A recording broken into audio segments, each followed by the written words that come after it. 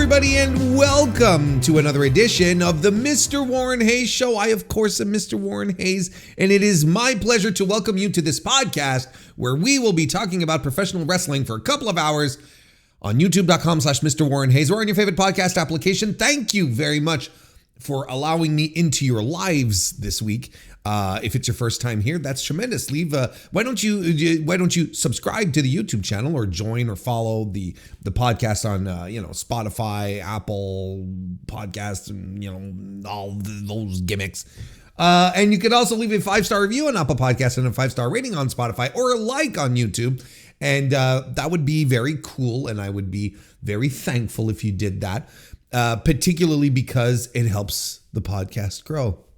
And we want our podcast to grow into a big old podcast that will, eventually find a job and move out and have their life on their own, right? That's what we want. But as for what we're doing here right now, we are going to be covering quite a few topics. I think we've got a good show this week. We've got a diversity of topics that we're going to go over. First of all, I'm excited. A review. I love doing the show reviews. We've got New Japan's King of Pro Wrestling 2025. That is going to be reviewed here. We're going to be talking about the AEW Texas numbers that were obtained, I should say, by Brandon Thurston at WrestleNomics. We're going to talk about that. We're going to talk about more New Japan stuff. We've got the WWE releases as well on top of that. We've got a whole bevy of things and a little surprise to kick things off. So why don't we get right to it? Thank you very much for being here. Here we go. And look, tell your friends, go out there and say, hey, you know what? Mr. Warren Hayes is going to review the Becky Lynch Maxxine Dupri match from Raw this week. Because I could not believe that there were actual people out there going around and saying with their full chest that Becky Lynch versus Maxxine Dupri from the October 7 edition of Monday Night Raw was a match of the year candidate. And I was like, look, there is no fucking way. There is no way that was the case. And look, we have not talked about Maxxine Dupri on this stream or on the show or on anything, not since I completely dropped WWE from my purview, right? Because those of you who have been around long enough to remember, I believe that Maxxine Dupri is the absolute dirt worst professional wrestler on a major league professional wrestling show today. No instincts, deer in headlights, just nothing. She's got nothing. And yet WWE is like, now we're going to push her. We're going to do something with her, despite the fact that she is dog shit. So this is my first Maxxine Dupri match that I have watched in months. And I legitimately mean in months, because she is terrible. It's just one of these things where it's like, it's an extra reason to not watch WWE anymore, right? You got the shitty politics, you got the bad wrestling, and then you got Maxxine Dupri, an active member of your roster. So I decided to watch it. And I hopped on Blue Sky after. And I'm gonna give you the gist of it. We're gonna go through my little thread. That's right. I wrote a thread about it. So we begin by saying, anyone saying that Becky Lynch versus Maxxine Dupri is the match of the year is a goofball, an unserious goofball. not just a goofball, but the unserious kind. That now we're going down a deep and profound path, if that's what in considering just how unserious that person is. They're an unserious goofball.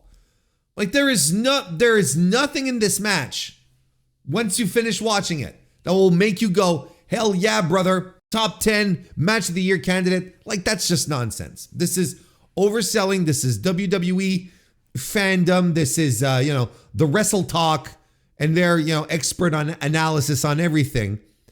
It's just completely overselling this because she didn't stink. And I will 100% admit it. She was not terrible in this match. Was she great? Fuck no. Not even. We're not even going to use the word great here, except for the audience. But let's break it down here. I'll read here. I'll read the stuff, and I will complement with more notes as we go along. I understand how WWE fans who never watch anything else are completely enamored by the match because it is 100% tailored to that audience, which is fine. And suddenly they see some breakout star despite putting on just a solid performance. So WWE should be making matches that cater to their audience. That's what they should do. That's normal. I don't have a problem with that. They need to do that. And they did it in such a way here that with the most basic underdog story, that it's just, and they've been, this is how they've built Maxxine Dupri for months. Like they recognize, the last time we were talking about Maxxine Dupri here, we were talking about how her booking was spot on because her booking was, she is no good. And we are going to use that to generate sympathy, where you're going to have Candice LeRae bully her because she stinks, but yet she's going to try her hardest and overcome despite the fact that she stinks. And that's going to create sympathy. And that's exactly what they did here. That's exactly what they did. If there's one thing that I could not stand about this match is commentary. I don't know how anyone listens to Bad News Barrett on commentary for 2 hours, 3 hours, whatever the fuck it is, Raw now. He gets so incredibly grating. I honestly do not know how anyone can listen to that guy for 3 hours straight. It's too much, man. But they were commentary, both him and the other guy, the former sportscaster. They completely went in hard on the idea that, oh, she's punching above her weight. She doesn't stand a chance. Like, that's the whole gimmick with her. Like, everyone accepts the fact that she is terrible. And we're going to make it that gimmick. Instead of, taking her off television and having her train. Or just, not putting her on TV at all. Could be either way, right? And people were like, saw the match of the year, calling it a breakout star performance. When I looked at her wrestle, and it's like, this was a completely serviceable, well done, professional wrestling performance, but I don't see anything star making. Look, this lady is pretty. She is a conventionally pretty lady, but she doesn't have charisma. She does not connect with the audience. She doesn't emote. She doesn't know how, she does the usual things where she hits a move, and then she rages to the crowd that everyone does, but there's no real connection. It's just, hey, audience, here's your cue here's your cue to cheer, right? Anyway. This match succeeded because Lynch generaled it to perfection, talking Dupri through all the spots and taking the time to make sure she understood what was coming up next. That and firing up the crowd with her heel work. If anything, I'd say this was Becky's best performance in a long time. This is the thing that I think no one is talking about, because I thought Becky Lynch was tremendous in this match. She was fantastic. Because for the reasons I explicitly put out here, she absolutely was in control of this match, completely generaled everything. She would take the time to say not just what the next spot was. You could tell that she's running the whole thing, the whole sequence, the next upcoming sequence, all through to her. So they're in the corner and and Becky's has her head, buried into Dupri's hair, and she's telling her all the spots. She's there for 10 seconds, and she's telling her all the spots, and she does this a couple of times. I'm like, okay, well, that's what she needs to do. This is how, as much as I don't like Maxxine Dupri, this is nonetheless how she's going to learn. If she is to learn, this is how she's going to learn. You put her in these moments, you have her be guided through a match by someone who knows what they're doing, and she'll pick up on things. This is how she learns. But then Lynch, in the meantime, while she's getting her heat segments are spectacularly good because she is working up that crowd, because she understands this only works if the crowd rallies behind, Dupri and completely hates Becky and wants to see her lose. So Becky is doing some phenomenal heel work, and she is tossing her around. She is solid as fuck. The untrained eye will say, "Start making performance by Maxxine Dupri."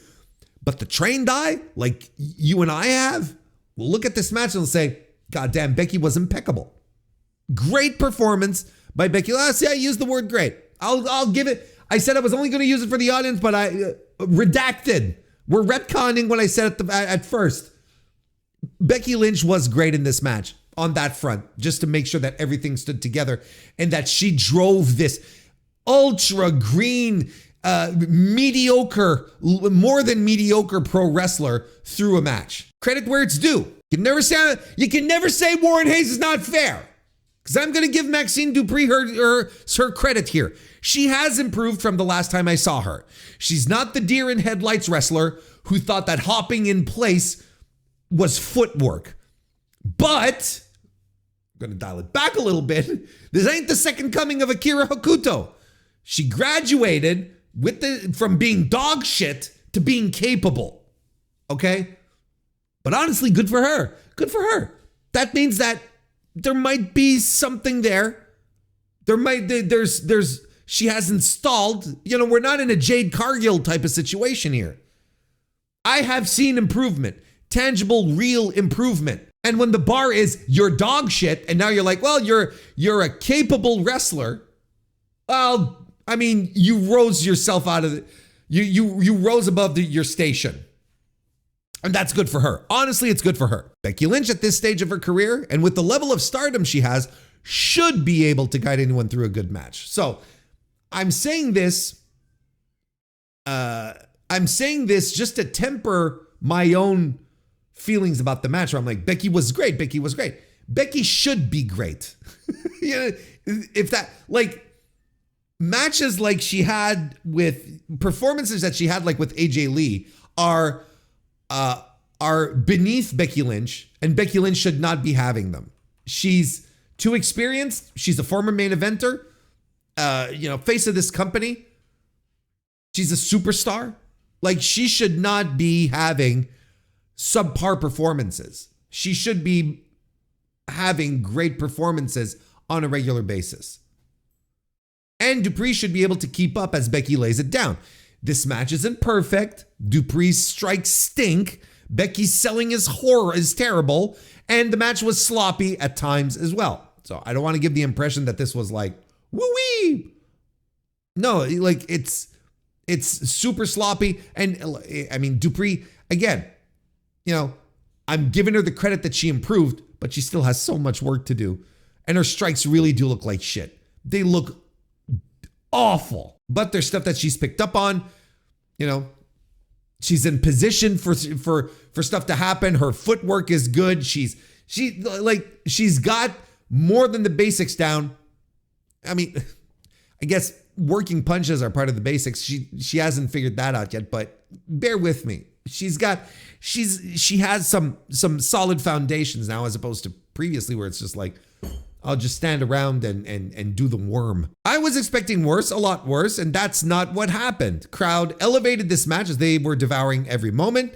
Now, let's see Dupri fight anyone else than an established, seasoned main event vet who will not coddle her throughout the match. That will be the test. Because if the next time she gets into a ring and she's dog shit again, well, all credit then goes to Becky Lynch for this thing here. 100% credit goes to Becky Lynch. But yeah, let's see her wrestle. I don't know. Let's see her wrestle. You know, I know I was going to say Piper Niven, but she's injured. Let's see her wrestle. Let's see her wrestle Nia Jax, right? Let's see what happens there. Not Rhea, not Io, you know, not Kairi Sane.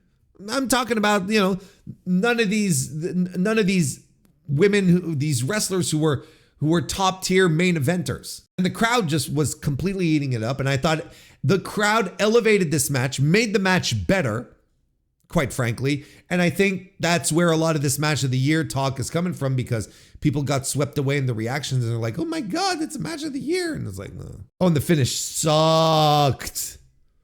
Like, this is another reason why it can't be a match of the year. That finish was bullshit. It was a terrible finish where Becky has beaten the tar out of Dupri at ringside, and then she just completely ignores Dupri and starts emoting to the crowd like she's been doing for most of the match. But she ignores Dupri and then she forgets the 10 count. So Dupri rolls back into the ring and Becky misses the 10 count and she gets counted out. She loses. That's how Dupri wins the match, which is absolutely dog shit. That is a terrible fucking finish, because Becky Lynch should not have forgotten the nature of the match, because she hasn't been doing pro wrestling for 10 minutes. This has been her career for decades at this point. No, anyway, it's bullshit. 3.25, 3.5 if you want to, if you're like the audience was really into it. I thought it was too sloppy. I can't go too high, and the bad kind of sloppy. So, it's like, I wasn't into it. But look, I can't say this was an awful match. But it was well done, well put together. But we got to pump the brakes on this match of the year thing. The people who said that this was match of the year are shills. They're shills, or like I said, people like I like to say, I should say, people who have started wrestling, just about watching wrestling about 2 years ago, and all they've been exposed to is WWE. Like, there is no real deal wrestling fan out there who's going to look at this match and is going to be like, I'm going to have to put this on my ballot for the end of the year. No one is going to do that. And there's going to be some WWE friendly sites who are going to probably rank this very high, and some fed-pilled accounts that are going to be talking about this at the end of the year and complaining that it's not in anyone else's top 10 or whatnot. It's going to happen, but if you watched anything else, and I'm not just talking AEW, I'm talking anything else. You can't look at this match and say, oh yeah, fuck yeah. What a tremendous women's match. It is now time to review New Japan King of Pro Wrestling 2025, which occurred on October 13, 2025, over there in Tokyo, Japan, at the Ryogoku Kokugan, aka Sumo Hall. This was a show that I thought was good. I thought this was a good show overall. I have very minimal complaints about the show itself. I even saw sparkles of things that reminded me why I love New Japan so much, but I also saw things where I'm like, well, this is part of the rut that New Japan needs to get itself out of, I should say. Excuse me. And we'll get, you'll see what I mean as we go along, but sometimes it's not just a question of the booking, and we've talked about this previously on my last New Japan review. It's not just a question of the booking.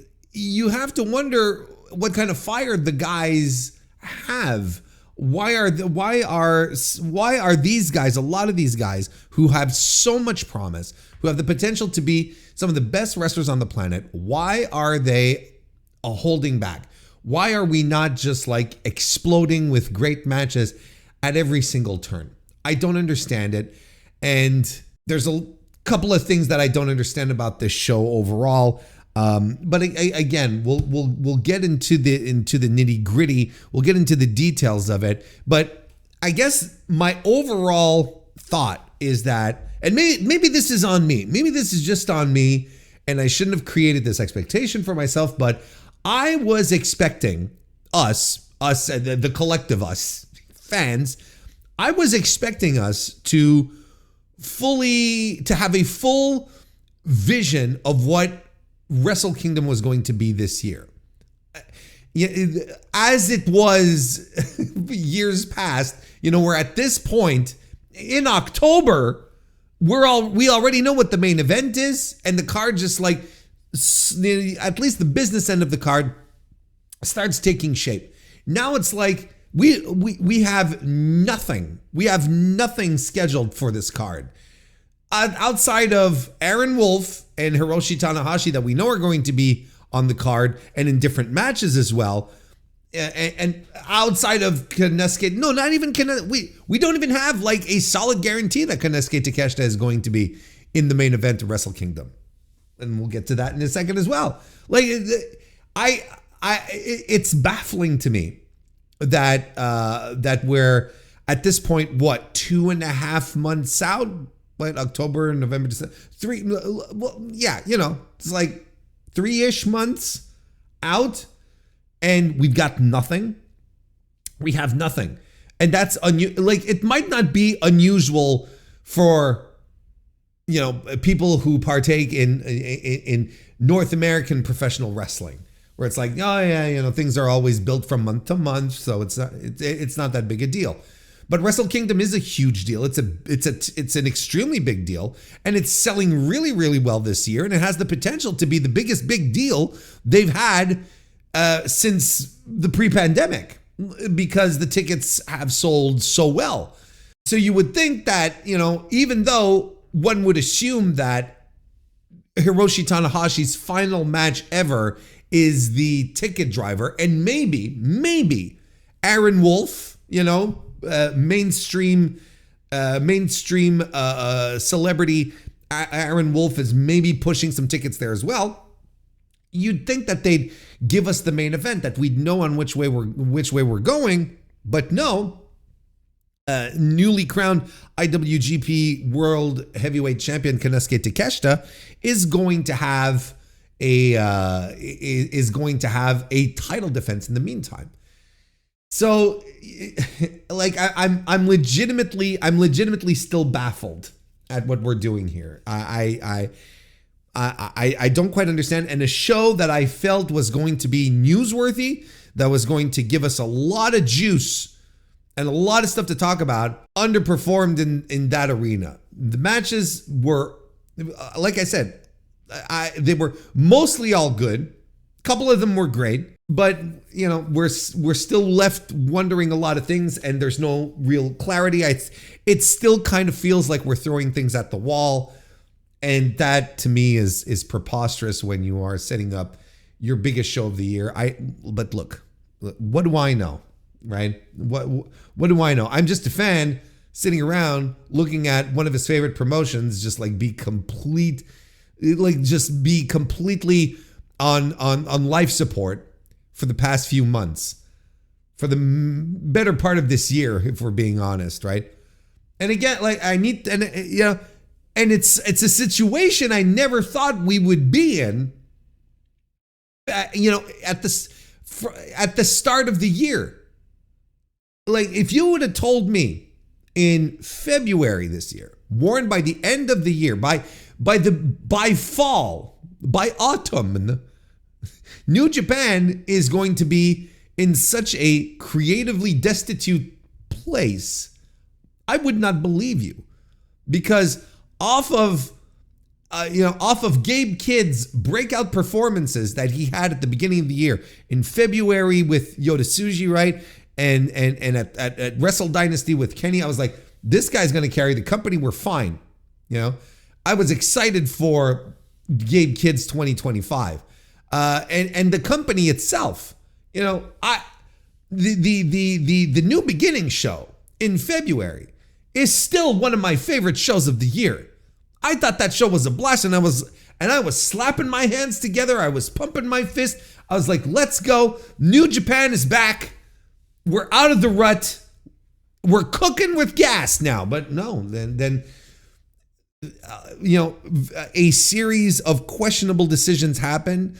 The unrelenting desire to not let go of the past plagued the company the entire year. So this is where we're at.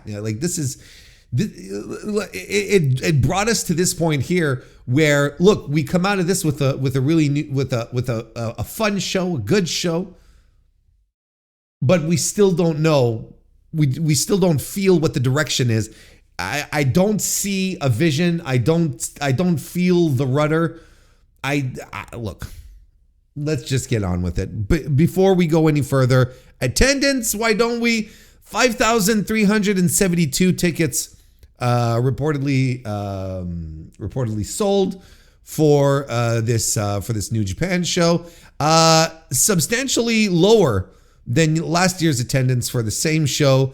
Practically on the day, December 14, 2024, for King of Pro Wrestling last year. Same building in Tokyo, 6,211 tickets. And this was main evented by Zack Sabre Jr. defeating Tetsuya Naito to win the IWGP World Heavyweight Championship. A substantial drop, yet not quite, but a slight improvement over, let's say, 2023, when the show was still called Destruction, when this was the Destruction in Ryogoku.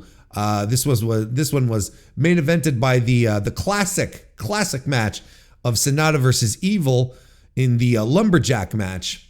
Yuck, hack, cough, vomit, puke.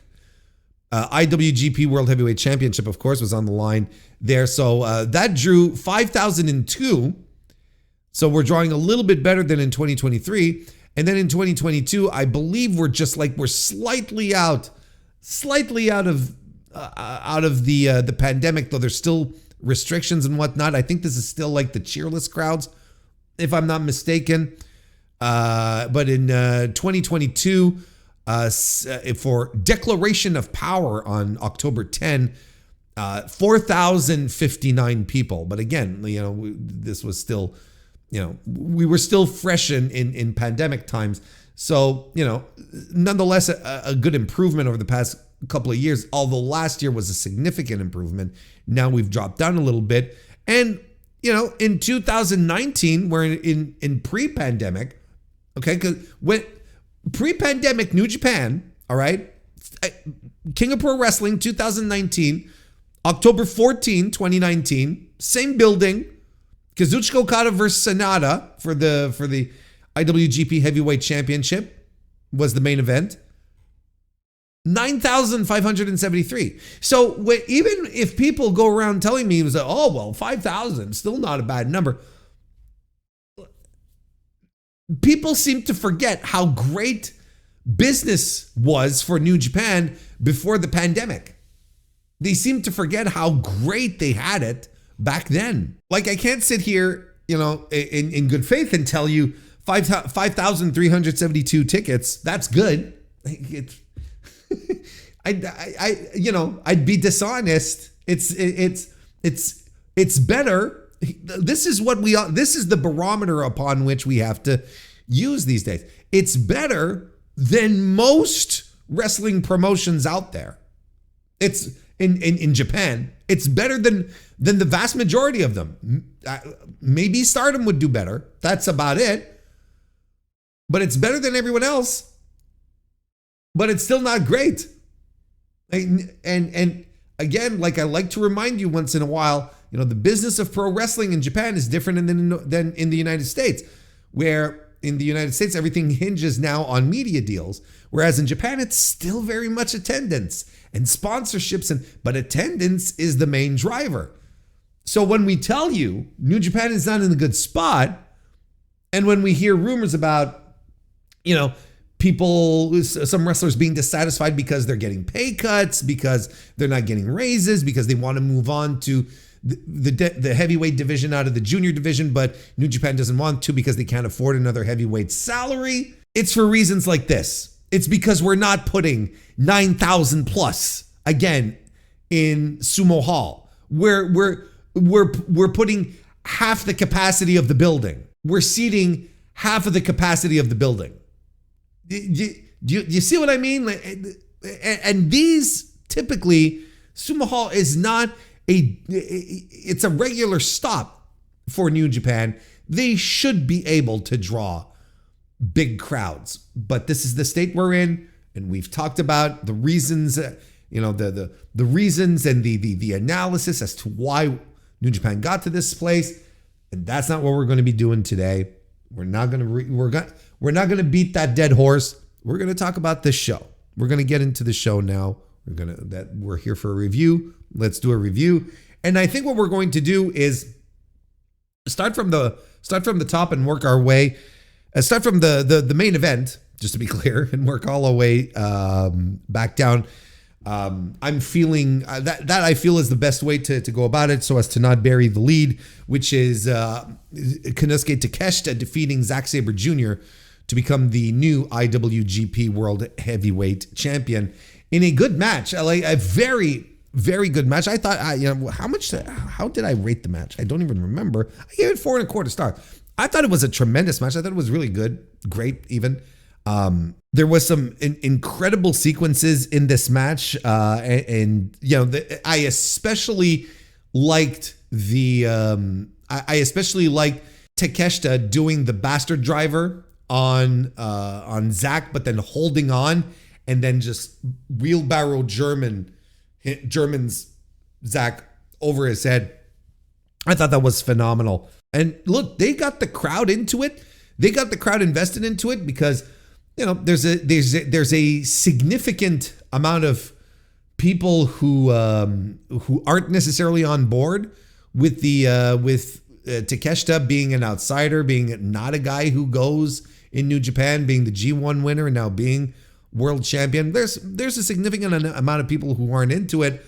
And, people were saying, the crowds are booing him. I'm like, well, I mean, afterwards, there was a lot of silence and boos in regards to his victory.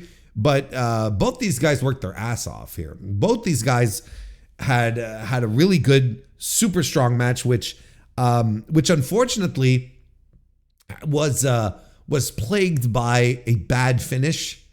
I didn't like the finish.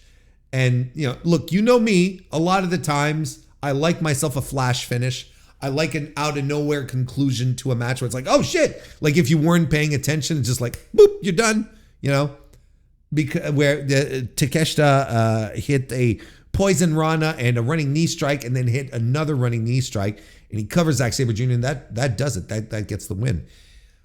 And I feel like sometimes these flash wins, especially after using like very secondary moves like the running knees, you need to have built to a dramatic conclusion, I guess, right? You have to you build the drama to the point where you're on the edge of your seat and anyone can pull it off. But I feel like we could have gone an extra couple of minutes of these two guys like switching in and out of moves and landing more big moves and getting some really close 3 counts, I should say, or maybe a 2 count here and Wells there.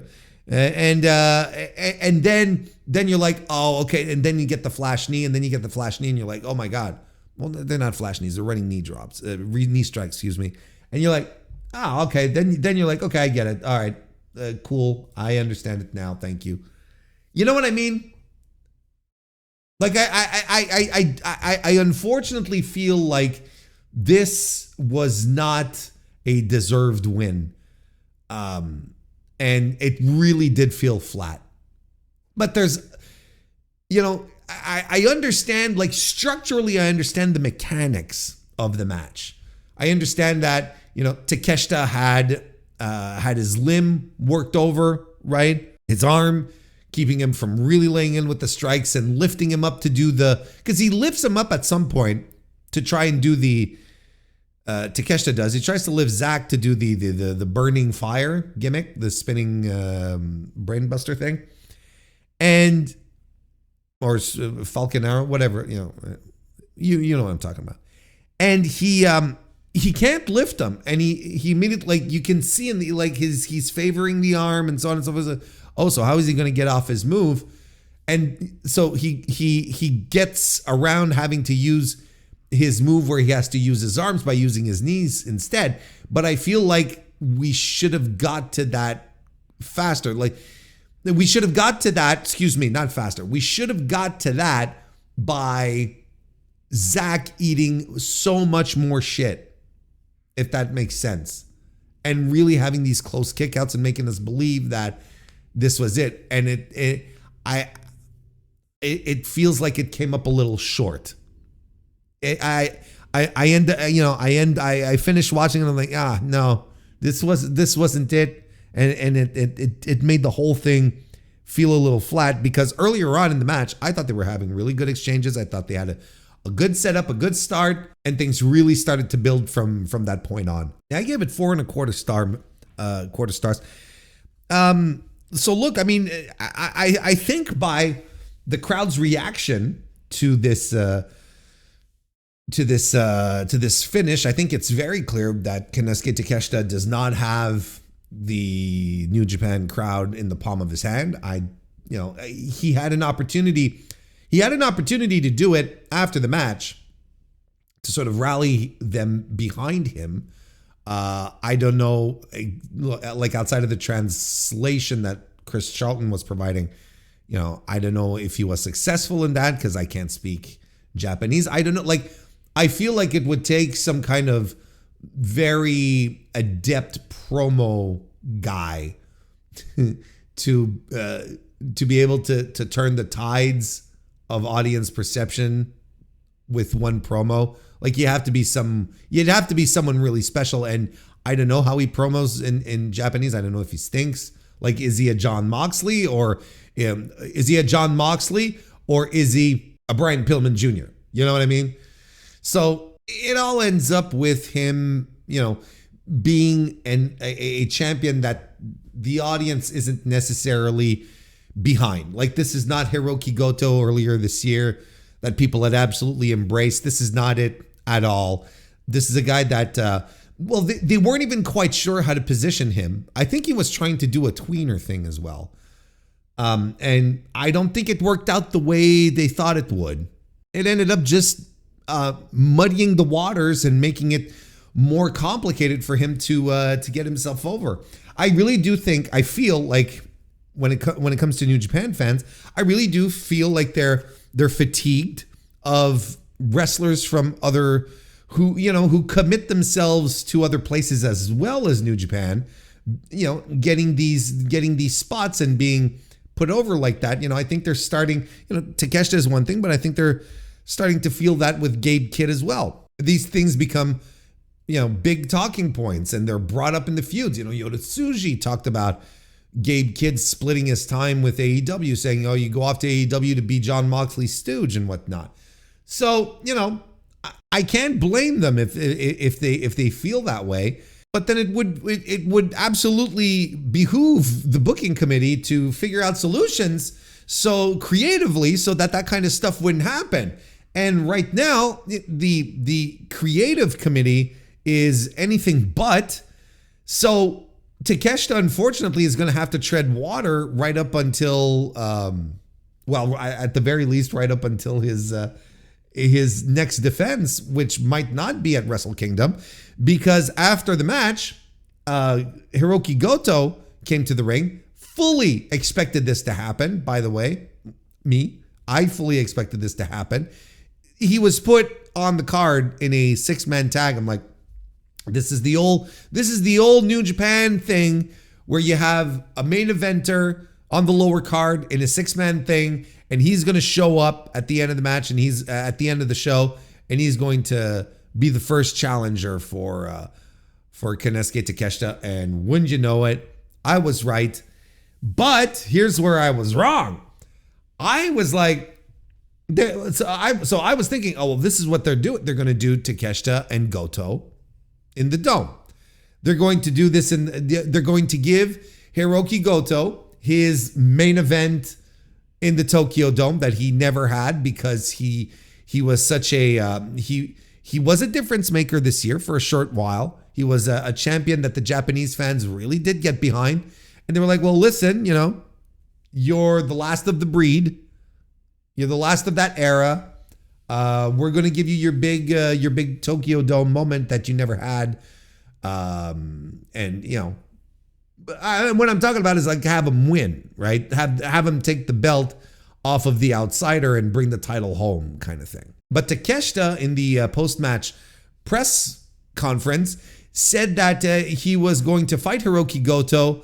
He would be his next defense, but not at Wrestle Kingdom. So we're going to have Konosuke Takeshita actually have a defense of the IWGP World Heavyweight Championship before the Dome. So we can't even sit here and rest assured and be assured that Konosuke Takeshita is going to be champion getting into Wrestle Kingdom. They might just turn around and give this to Goto, and then Goto has his time against one of the younger guys. I have no idea. Look, I have an idea, but let me rephrase that. Not that I have no idea. My idea is that Takeshita keeps the title. But I thought that he was going to be fighting Hiroki Goto for the reasons I aforementioned. So I was like, and I could get behind that, and it makes a lot of sense as far as the match goes, but it clearly will not be that. Now, does that mean that I'm forfeiting my thoughts that Takeshita will be main eventing the Dome? No, I still think Konosuke Takeshita will be main eventing the Dome, because I think this is one of the rare guys who seems to understand what the assignment is when it's time to go out there and have a big time main event match. I just think that he's going to be wrestling one of the younger guys. And, to be much more explicit, I think he's going to be fighting Yota Tsuji. Let's blend together my talk of the main event with the Global Heavyweight Championship match as well, because we're bouncing around a little bit, but it all sort of ties in. Yota Tsuji defeated Gabe Kidd. He is now the new IWGP Global Heavyweight Champion, and we'll talk about the match in a second. But nonetheless, he's a guy that recently was talking about wrestling in the Dome and all of that, and Tsuji was. So maybe he was just dropping some breadcrumbs saying, hey, you know what, I'm on my way here.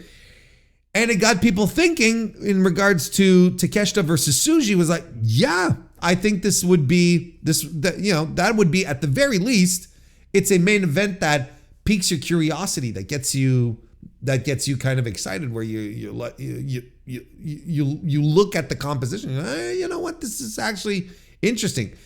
Is it a ticket driver? I don't think so. I don't think this is a main event.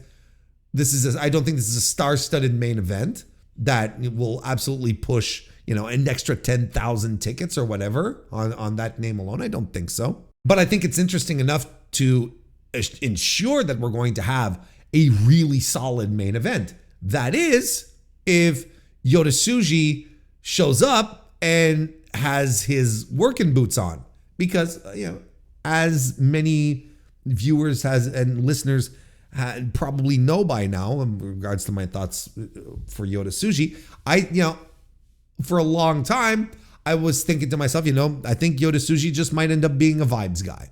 I think he might just end up being a guy who's going to look good. He's going to have an aura about him, and he's going to come in. He's going to do his moves, his set of moves, and he's going to go home, kind of thing.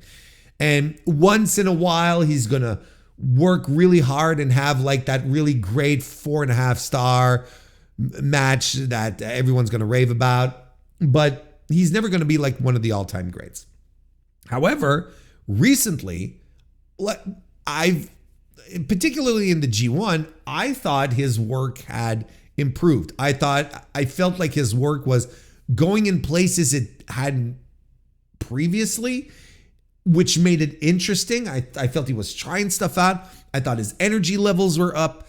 It wasn't the same Yota Tsuji who feels like too cool for school kind of thing, who's and who just jives off of his big smile and his size and whatnot.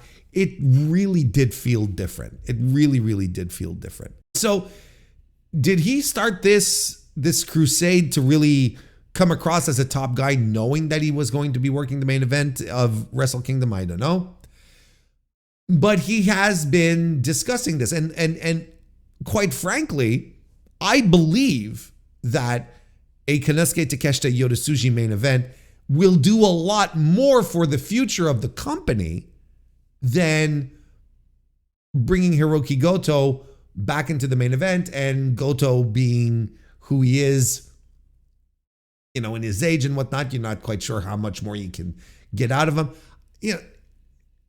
It would go in line with the company who's like, well, finally we're going to start pushing our young guys, which should be the case, which should have been the case for years at this point. This is the kind of result that I'm expecting. So why not have two young, hungry, big dudes?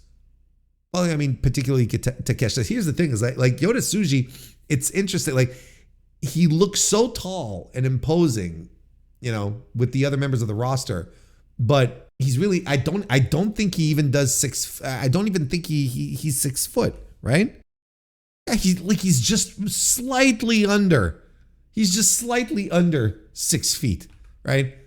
And Takeshita's he's a big lad. Like, he's legitimately a big guy. So I'm here talking about the big dudes, and it's like one guy is 5'11". Anyway, that's the illusion. That's just the illusion of Tsuji. And look, anyway, it doesn't matter. Two hungry guys in the main event. We've got something to prove, and one guy upon whom the company could absolutely decide to just place the weight of the company on his shoulders, right? They could just go with Tsuji and say, here's the ball, you go and run with it now. You've been wanting it. You've been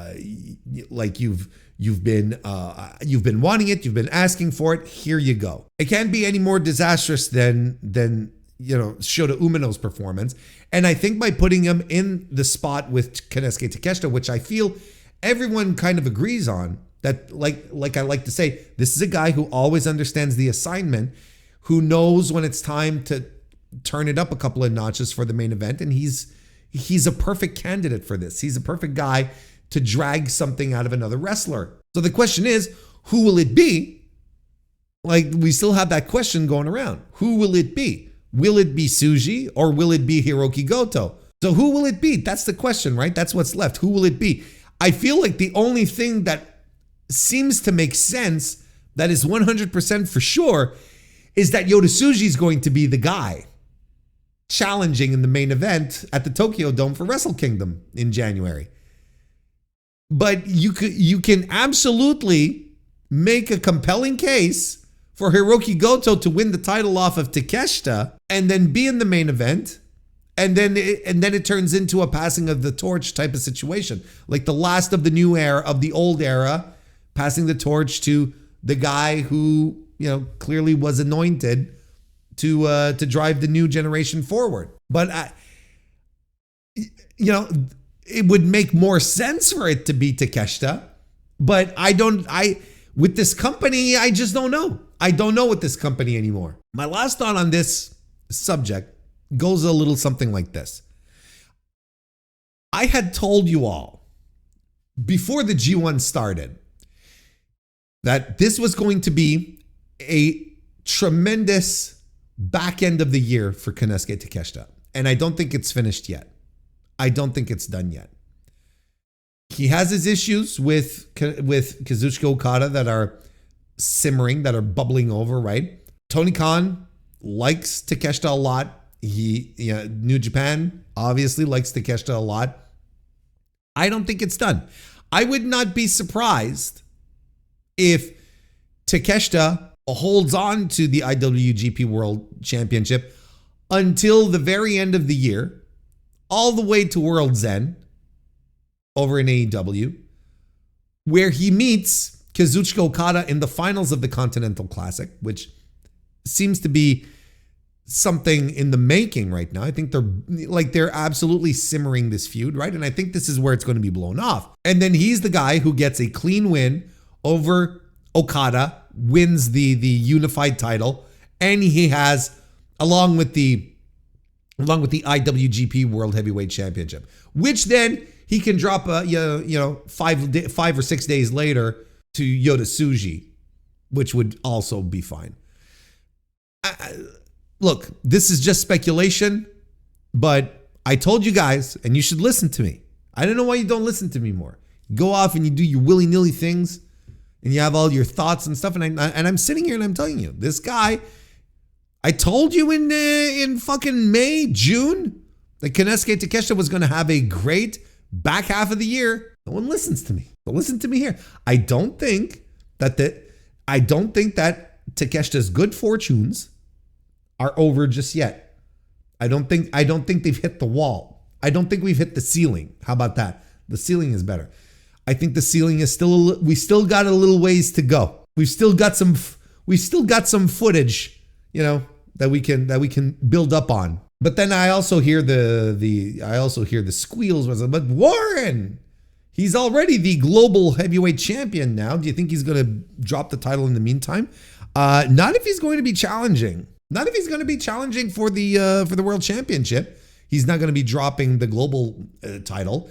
He's been dropping hints and talking about unification of titles and bringing back the old IWGP heavyweight championship, right? And honestly, I find the discussion of bringing back the old design very tedious in 2025. When they released it, 4 years ago at this point? Sure, I was into it. I was about it. I was all about it. I don't necessarily have many hangups when it comes to titles. I'm like, it's pretty or it's ugly. And those are the extent of my thoughts. But I always had an issue with the change of the IWGP Heavyweight Championship belt because of how legitimately prestigious it had been, the weight, the significance that it had behind it, and the fact that it looked like a prize. It always looked like a prize. Like the AEW World Championship is modeled after that very belt, right? Because it looks like a prize. It looks like a championship belt a champion should be wearing, right? As opposed to WWE with their plastic looking, easy to manufacture things that they have. These titles look regal. They look like prizes. They look like things you want to own and more particularly want to show off. So I had an issue with that. And I had an issue with mostly, creating another timeline, because it wasn't just redesigning the belt. It was creating another championship, the World Heavyweight Championship, as opposed to the IWGP Heavyweight Championship. So now we were creating another lineage, and I had an issue with that. But I've made my peace with that. It's been 4 years. When do you see me going to the barricades screaming for the return of the IWGP Heavyweight Championship? That's not me. I don't do that. I'm sure there are people who do. I find that the voices aren't as significant as they once were. But I'm also not surprised that some people are still hung up and can't get over the hump, even if it's 4 years later. Be like, oh yeah, no, it's fine. Like, okay, I've gotten used to it, or whatever the fuck. The other belt is dead, and so for Tsuji to go around talking about bringing that title back, kind of like Okada did. Remember when Okada gave it its last run, and it's like, all right, because when he won the G1, I think that's what it was, something like that. He won the G1 and he was walking around with that title. Well, wasn't that it? Look, it doesn't matter. It's all kind of, why are we doing this again? Is this is the return of the IWGP Heavyweight Championship belt the biggest concern that New Japan Pro Wrestling has right now? I would argue no. I would argue that it's not even the most insignificant concern it has. It's so far down the list. Let's say we did a pie chart of all the concerns. The return of the IWGP Heavyweight Championship belt would be in the other sliver. You'd have all the other concerns that would have big pieces of the pie chart. And that there's always that one sliver that says other that could it's 3%, right? Because it contains all of the write-in choices, that weren't already part of the form that you could select. So that's where we're at.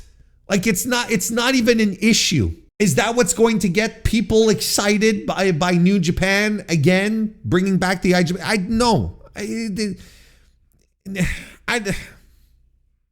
So the idea is to unify these two titles again, and I don't know. Is this where I don't feel like having a New Japan secondary belt rant right now. I really don't. I don't feel like it, because I want to continue talking about the show. I've been we've been around 40 minutes here, basically talking about the top of the card. I will have a belt rant soon, and for their secondary belts, that will come. But look, when is New Japan going to learn that it's just don't do it. Don't do a secondary title. Who cares? The closest thing you ever did that made a lot of sense was the Intercontinental title, and you decided to fudge that off, and then you decide to bring back the global title for whatever reason. Was it to give it to Nick Nemeth? Was it because you wanted Nick Nemeth to be happy? Who cares? Again, not time for that rant. So I've sort of made a hodgepodge of my thoughts of both of the two top matches of the card, the Takeshita Sabre Jr. and Tsuji and Gabe Kidd. I will add that I thought Tsuji and Gabe Kidd rocked. I thought it was really good. I don't think it was as good as their match they had in February, but it was better than the one that they had in, what was it, June?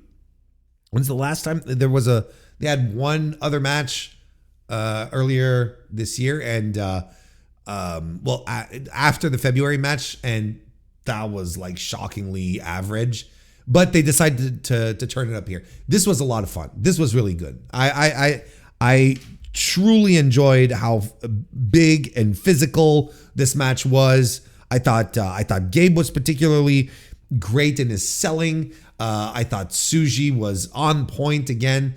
There's another energy to Yota Tsuji that gives me a lot more confidence in the concept of Yota Tsuji Tokyo Dome main eventer than a year ago. I guess that's what improvement and progress is. When you wrestle, you're supposed to get better at what you do and improve. Yeah, just some great back and forth. I still love the spot where Gabe interrupts a spear with a pile driver. I think it's awesome. It looks great. The timing is impeccable, and he did two of them this time. And we have Yota Tsuji do a pair of spears, and then locks Gabe Kidd into the penultimate Young Lion move, the Boston Crab, to which he taps after struggling for a bit to get to the bottom rope. This was physical, hard work, hard knocks, good stuff. This was really good. This was really, really, really good. Tremendous match. And after the match, I guess there's some news here. Tsuji and Kidd shake and hug it out, and then the War Dogs show up, and then the unaffiliated, the former Los Ingobernables de Japón, right? everyone not Tetsuya Naito. They all come into the ring, and they all just like hug it out, and they're friends now, and they shake hands, and everyone's having a nice time. Look, I got to tell you, a moment of unity, of respect. I don't hate it. It's refreshing. It's kind of refreshing. I don't dislike this idea that we're able to move past stuff. Bygones are bygones. I don't hate it. I just wonder, look, clearly there's a plan for certain members of the War Dogs to be clearly positioned as baby faces. And I'm thinking Gabe Kidd. I wouldn't be surprised. Look, I would not be surprised if early next year there's a big shakeup in the units. I wouldn't be surprised. Is this a guarantee? No. Because, it's something where I'm like, oh, they could do this. And then New Japan turns around and they never address, like they never do it. They might hint at stuff, but it never happens kind of thing. So, is it a shoo-in that we're going to have like a shakeup? No, I wouldn't say that, but it's a good solid gut feeling on my part that we might just see things, get shuffled around a little bit. Maybe this is laying the foundations. Anyway, moving on. The Knockout Brothers defeated Yuya Uemura and Shota Umino in what I believe is my match of the night. I gave a lot of 4 1/4 stars here to all of the business end of this card here. The 3 top matches all got 4 1/4 star, but I like the match. I love the match, but not enough to go full 4.5. So, it's like, maybe it'd be a 4 1/4 plus if we're being pedantic. I just like this match better out of the 3 that I reviewed and starred at 4 1/4. This was terrific. I tell you, man, these Knockout Brothers, they are a breath of fresh air. This Yuto Ice, fantastic. What a breath of, and look, this is not the next coming of Antonio Inoki. Don't get me wrong here. And Oscar, I think we're going to find out that Oscar is probably a little more limited than we think he is. But as a team, these guys rule. This is tremendous. A big first title defense against 2 guys of the new breed, right? The new era. The 2 new guys that are supposed to be lighting it up, and they lit it up here. I thought Shota Umino looked good. I don't have many complaints. I thought he worked really hard, but Yuya once again showing the world that he's probably the guy that this company has been looking for, and for some reason we keep looking elsewhere. Yuya was awesome in this match. And so was Yuto Ice, and I thought that their exchanges, just the 2 of them, were particularly brutal and awesome. I love this idea because they're doing the callback to when Uemura accidentally hurt Yuto back when they were young lions and whatnot, and that Yuto still carries that grudge, which I thought was really cool, and because he looks like a guy who would carry a grudge, and so Uemura he's working the arm, the taped up arm, which just so happens to be the same arm that he popped out, and he's working it like he arm bars and wrist locks, and I'm like, fuck, this rules. And there's this, the struggle is real, like on Yuto's side, like he's trying to get out and he can't, and he starts biting Uemura in the thigh to get him to release the hold. It was so good. Like, what, really gritty and angry, and you felt like there was like a real savageness to what was going. Like 2 guys who really don't like each other, which is what pro wrestling is supposed to make you believe. I thought this rocked. Is it going to make me want to watch World Tag League? No. because World Tag League more often than not sucks. But these are what a great pairing Yuya and Shota are, first of all, and they are the perfect opponents, like foils to the Knockout Bros, who retain their titles, will probably be going into World Tag League as champions, and they'll be the guys to topple. They'll be waiting on the other side. Like that. This is probably what we're doing with Yuya Uemura and Shota Umino at Wrestle Kingdom. They're going to have their rematch. They're going to win World Tag League, and they're going to have their rematch against the Yuto, Ice, and Oscar at Wrestle Kingdom, and I'm all for it. That'll be fun. That'll be fun as hell. This was terrific. Like, this was legitimately terrific. Like, it's a great rivalry. It's a great anchor going into World Tag League next month. I've got no complaints, even though I'm not going to watch World Tag League. Evil defeated Bolt and Oleg to become the never openweight champion. All right, now, look, I'm going to skip over the match.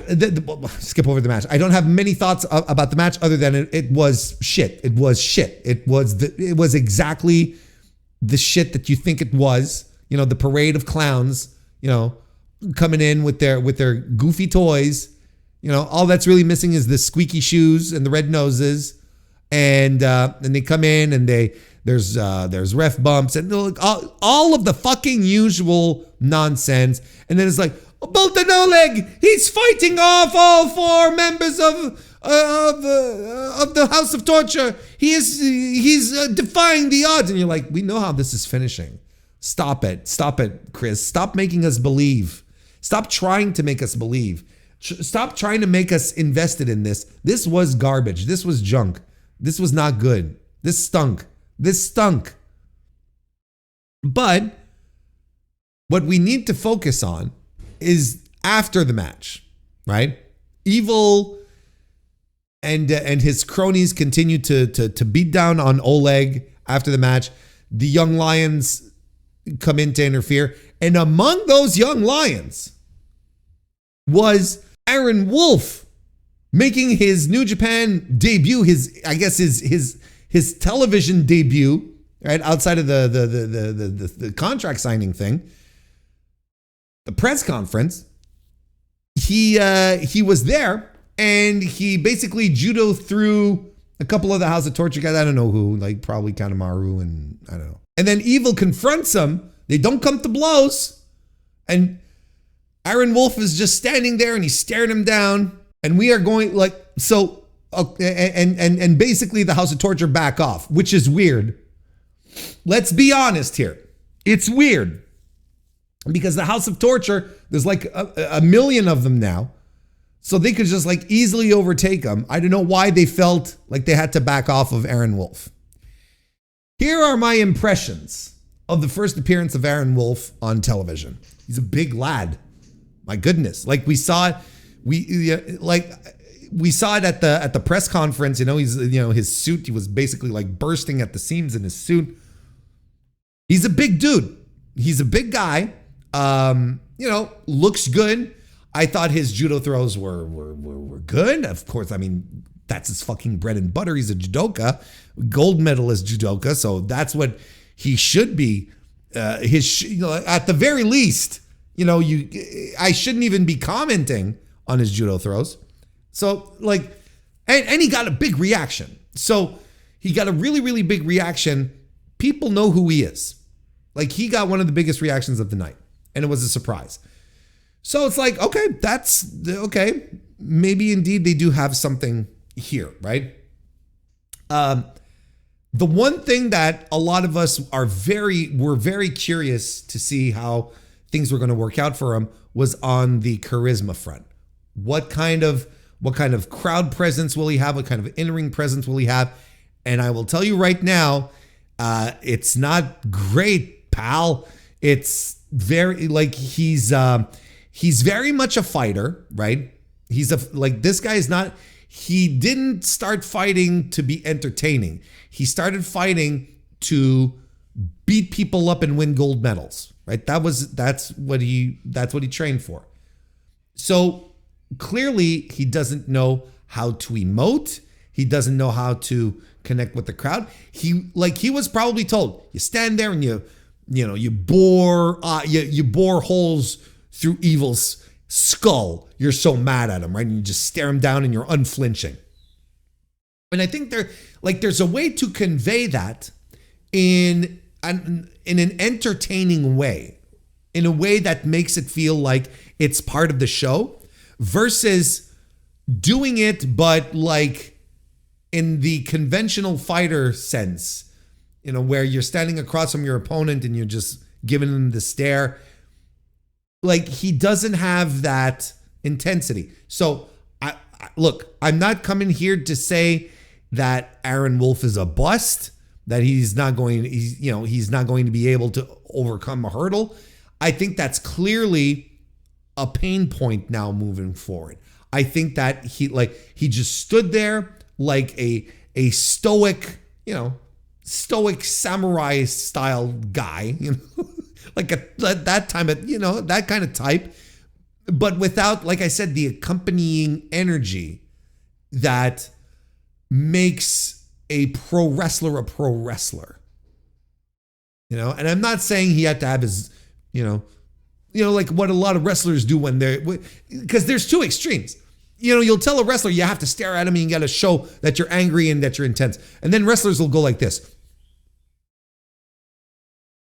And they'll rustle their jowls and that's the other extreme where you're like, okay, dial it back, pal.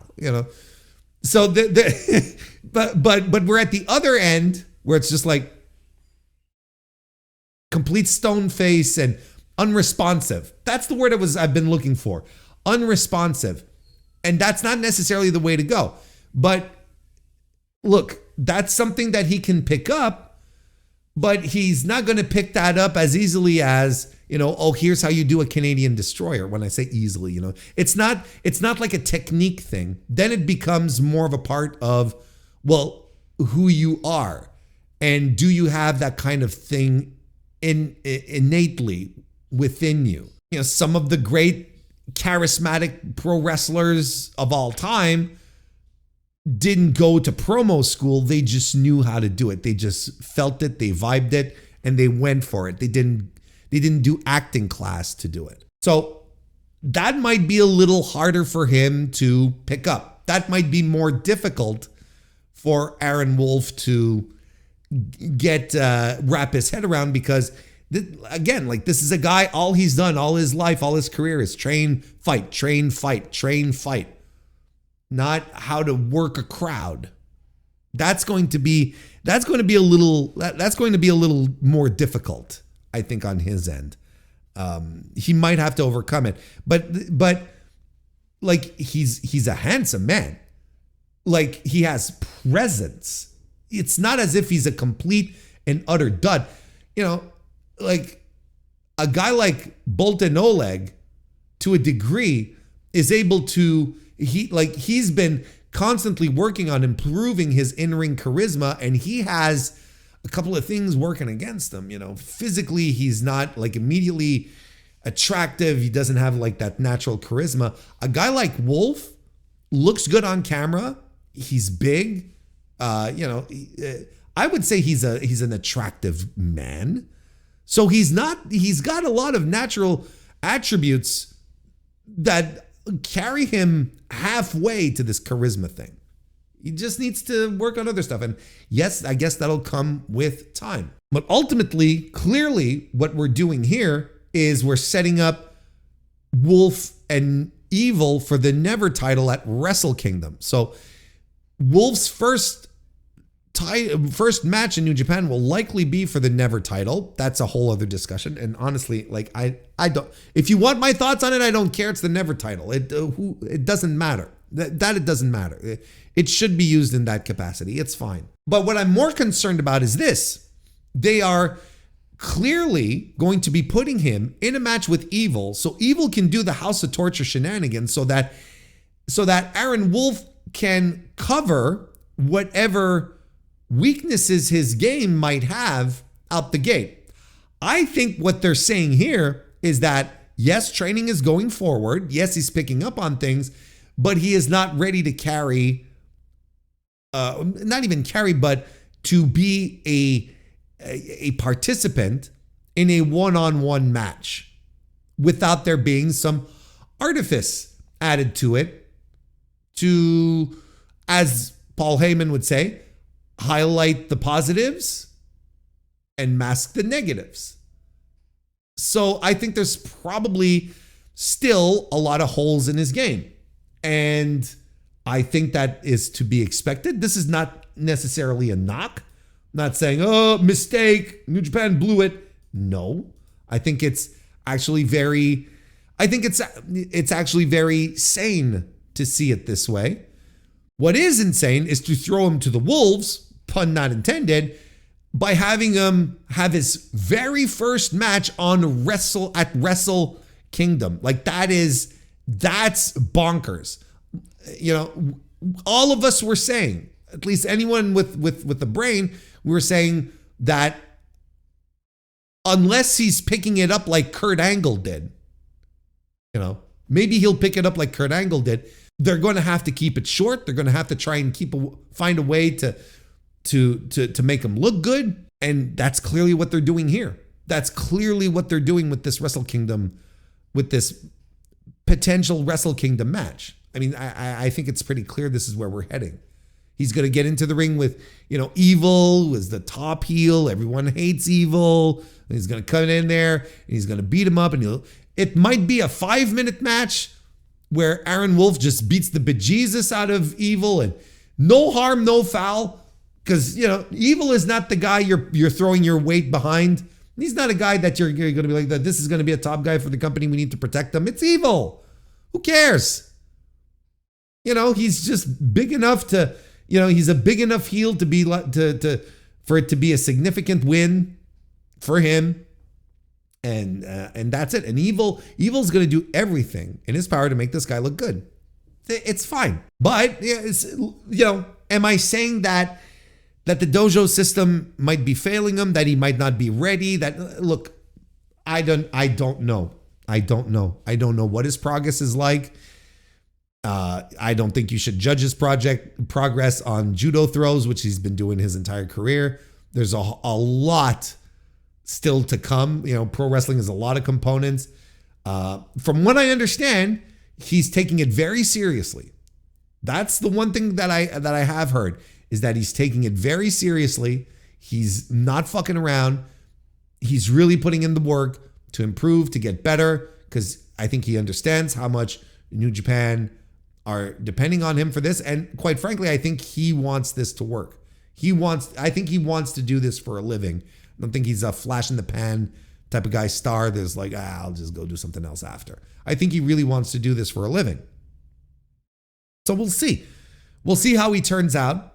But clearly this is a big yellow blinking light situation where it's like, well, you know, don't come into Wrestle Kingdom expecting, you know, expecting Aaron Wolf to drop a 4-star, 5-star match. That's not going to happen. It probably was not going to happen, and they took the means necessary for it not to happen by slating him with Evil. So, but look, that's where we're going. So, if anything, you know, I was saying earlier when we started this, we didn't quite know exactly where we're going with Wrestle Kingdom. Look, the match hasn't been made yet, but clearly we're heading towards Aaron Wolf versus Evil. I think that's a safe guess that that's going to be part of the Wrestle Kingdom card. Tanahashi's last match, and Aaron Wolf's versus Evil. I think that's clearly what's happening. Of course, we're going to get the World Championship match, which Yota Tsuji is going to be involved, but who's going to be the champion? I don't know. It's just bonkers to me that this approach is so wild. El Phantasmo and Hiroshi Tanahashi went to a time limit draw for the NJPW World TV Championship. This was El Phantasmo's 20th career, 20-year anniversary match. I'll get through it. Facing Tanahashi. This was fine. Like, you know, it was all right. and it ended with both guys just running out of time as ELP is mounting the big comeback. He's landing the CR2, the Thunder Kiss 86, and he's got Tana in the cloverleaf with 10 seconds to go, but Tanahashi is not that. I think it's a very poor strategy to do submission moves when you're less than 10 seconds to the end of your time limit. Wrestlers, I think it's a very poor strat overall. Never do that. Never do that. I think it takes too long, and it's an escape hatch for the wrestler that you're fighting. Anyway, this was also Tanahashi's last match in Sumo Hall. The thing that baffles me, quite frankly, is that we still don't know who Tanahashi's opponent was going to be. And I was convinced that we were going to come out of this show and that was going to be the big news. That was going to be the big talking point. Hiroshi Tanahashi's final opponent is X, and it didn't happen. And I am befuddled. I'm still floored because you had the opportunity here to add more tickets to the amount that you've already sold, just off the back of this match being Tanahashi's last match ever. You had the potential to bring in someone, to announce someone that could drive maybe an extra, I don't know, depending on the name, an extra 2,000, 5,000, 8,000, maybe even 10,000, depending on whom, Shinsuke Nakamura. That would have been, you would have had the potential to really add a big extra set of tickets if you had a name. And trust me, if they knew who that person was, they would have announced it. They are not trying to be cute here. I am convinced, gut feeling, your boy's gut, but I am convinced that they don't have an opponent for Hiroshi Tanahashi yet. I am convinced this is the situation we're in. I'm at a point where I'm thinking Tetsuya Naito's going to show up and challenge him for the last match. This is where I am right now. Because it seems like my other option, Shinsuke Nakamura, would not be feasible. I don't think it's going to be realistic, which is a goddamn shame. Or they're waiting until a contract situation winds up, which is, risky to say the least. But nevertheless, I think it's baffling that at this point we still do not know who Tanahashi's final opponent is. And now he's been announced for World Tag League.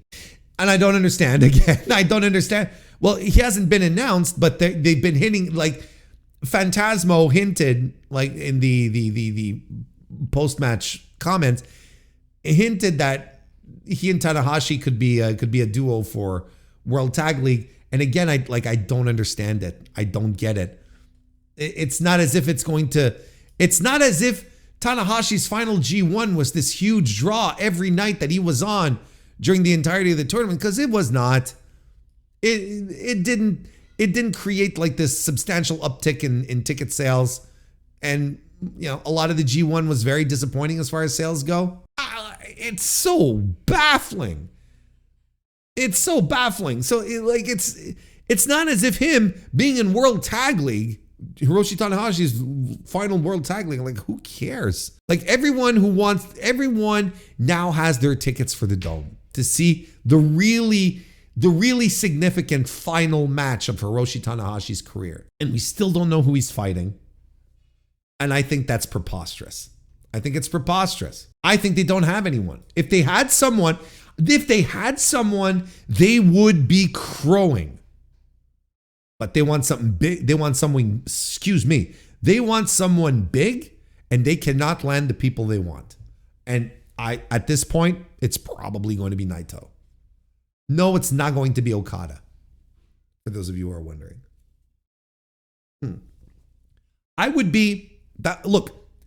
Okada would be a shock. That's all. Never say never in pro wrestling, right? Because look, there's all sorts of circumstances that a certain thing can happen or whatever. But I don't expect Kazuchika Okada to show up in New Japan in any time soon. I think folks don't realize how acrimonious his departure was. I think everyone wanted to paint it as something as, oh, well, everyone was happy and gleeful about it and everything was cool and, best of luck. And I think that's the appearance that they wanted to give. But in reality, Okada left a little upset. It felt, was a little bitter. And I think that's one of the reasons why some guys backstage were very clear about how they felt about it when he left as well, or in the process of leaving. I don't expect him anytime soon. But again, like, your back's up against the wall. What are you going to do? You're going to call your, you could call your former top guy who is intrinsically woven into the history of Hiroshi Tanahashi, right? And you could call him up and beg him to come and give him whatever he needs for him to, you could do that. You know what I'm saying? And the other guy could go, well, okay, these are all, you have accepted all of my outrageous terms. I will do the thing. But we'll see. Like, I'm not saying that it's not going to happen. But I'm not a betting man. And but if I were, I wouldn't be betting on that. That's for sure. Not on Okada. So I don't know. I don't know what's going to happen. And there you go. Befuddled. Bishamon and Yo defeated Ryohei Oiwa, Hartley Jackson, and Kosi Fujita of TDMK. Yes, I don't know. 3 stars? That's fine. Like, I have very little thoughts. It's just a nice little way to get Hiroki Goto back in the ring. He does his finisher with his tag team finisher with Yoshihashi, and then does the GTR on Hartley Jackson, I believe. Yeah, for the win. So there you go. Jilla Maloney defeated Sanada in a Riot in Ryogoku fight, and I was so concerned.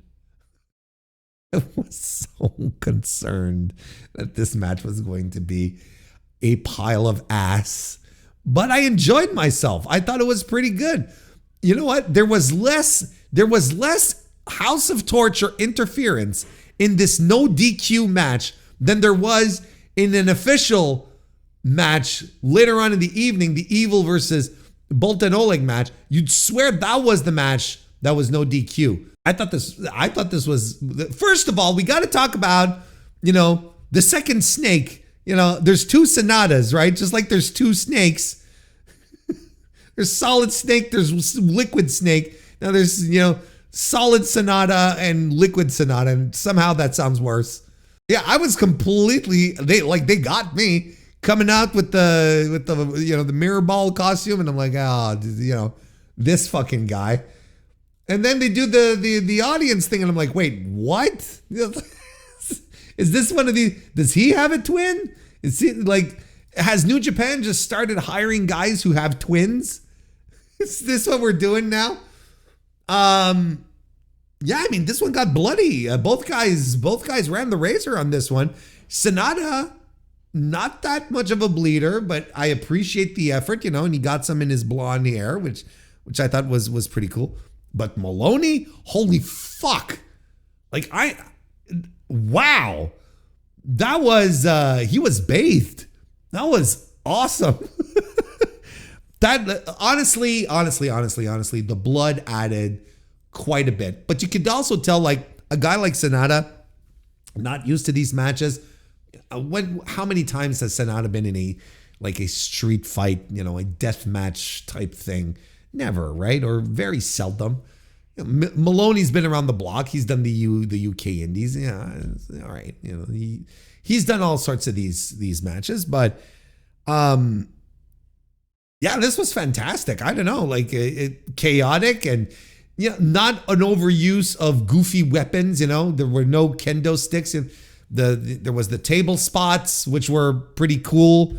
But I thought it was just like nice, brutal, rugged. I thought it was good. I enjoyed it. I thought both guys were into it. Like I said, the House of Torture did interfere, but Clark Connors comes to save his partner and throws a tire at them because he has his tire and whatever the fuck. And Joe Maloney wins when he does El Kabong's Sonata with his guitar, and then hits the Drilla Killa for the win. Like, the only thing that I thought was really obnoxious in this match is that there was a ref bump. I was like, why do we have a ref bump? Well, it was because it was to allow the initial visual pin of Drilla Maloney landing the Drilla Killa on Sonata, but no one was there to count because like there's no point in ref bumps. It's no DQ. Who cares, right? I'm still a little annoyed by it, but not that much. 3.5 stars. This was so much better than I thought. This is the match that over delivered for me on this night of Kings of Pro Wrestling. I thought, just completely over-delivered. The War Dogs team of David Finlay, Teiji Ishimori, and Clark Connors defeated Shingo Takagi, Hiromu Takahashi, and Titan of the unaffiliated group. Fun match, super fun match. Super fun, like the LIJ multi-man tags of old. That's what this was. And I thought Titan looked particularly brilliant. I thought he was great in this match. It was so much fun. It was just a lot of fun. Great, really fun pace. Got the crowd, kept the crowd into it because the crowd also had a great opener. But I have 3.5 stars on this one. Super fun. Super fun. And then the show opened. What a curtain jerker. IWGP Women's Championship on the line. And Shuri defeated Sari to become the new women's champion of the IWGP. Did I expect them to go as hard as they did? Let's say, did I expect them to go as hard as they did, in their 30-minute time limit match back in February on the Sari show? No, that's still one of my favorite matches this year. I didn't expect that. Because of what I was expecting. This is what I was expecting. They're going to get 8 minutes in the middle of the card. Third match from the top, 8 minutes. But they start off the show. And I'm like, oh, motherfuckers. Like, instead, you see what you're starting off the show with Sari and Shuri, usually the spot for the Young Lions, right? And I'm like, this is how you're starting your show. And then I'm like, oh, so they're going to get 8 minutes, They're going to get 8 minutes for the curtain jerker. This stinks. They went 15 minutes. I mean, what? That rules. That was actually really cool. And they made the most out of every minute they had here. And I find every IWGP women's match that New Japan has put on these mainline shows, all the women, every time, make the most of out of the short amount of time that they're given. They know they're not going to get 20, 25 plus minutes, but they make sure that every second counts. This match was stiff and brutal. It might not have hit the heights of these two, their best matches, but it was pretty sweet nonetheless. I actually like this match better than the one they had in Stardom, which felt a lot more Stardom style. And I like Stardom, don't get me wrong, but it felt more catered to the Stardom audience, as opposed to when they did it at the Sari show and this one here, where it's no, listen, we're not going to do Stardom style here. We're going to beat the piss out of each other because this is what both of these women are great at.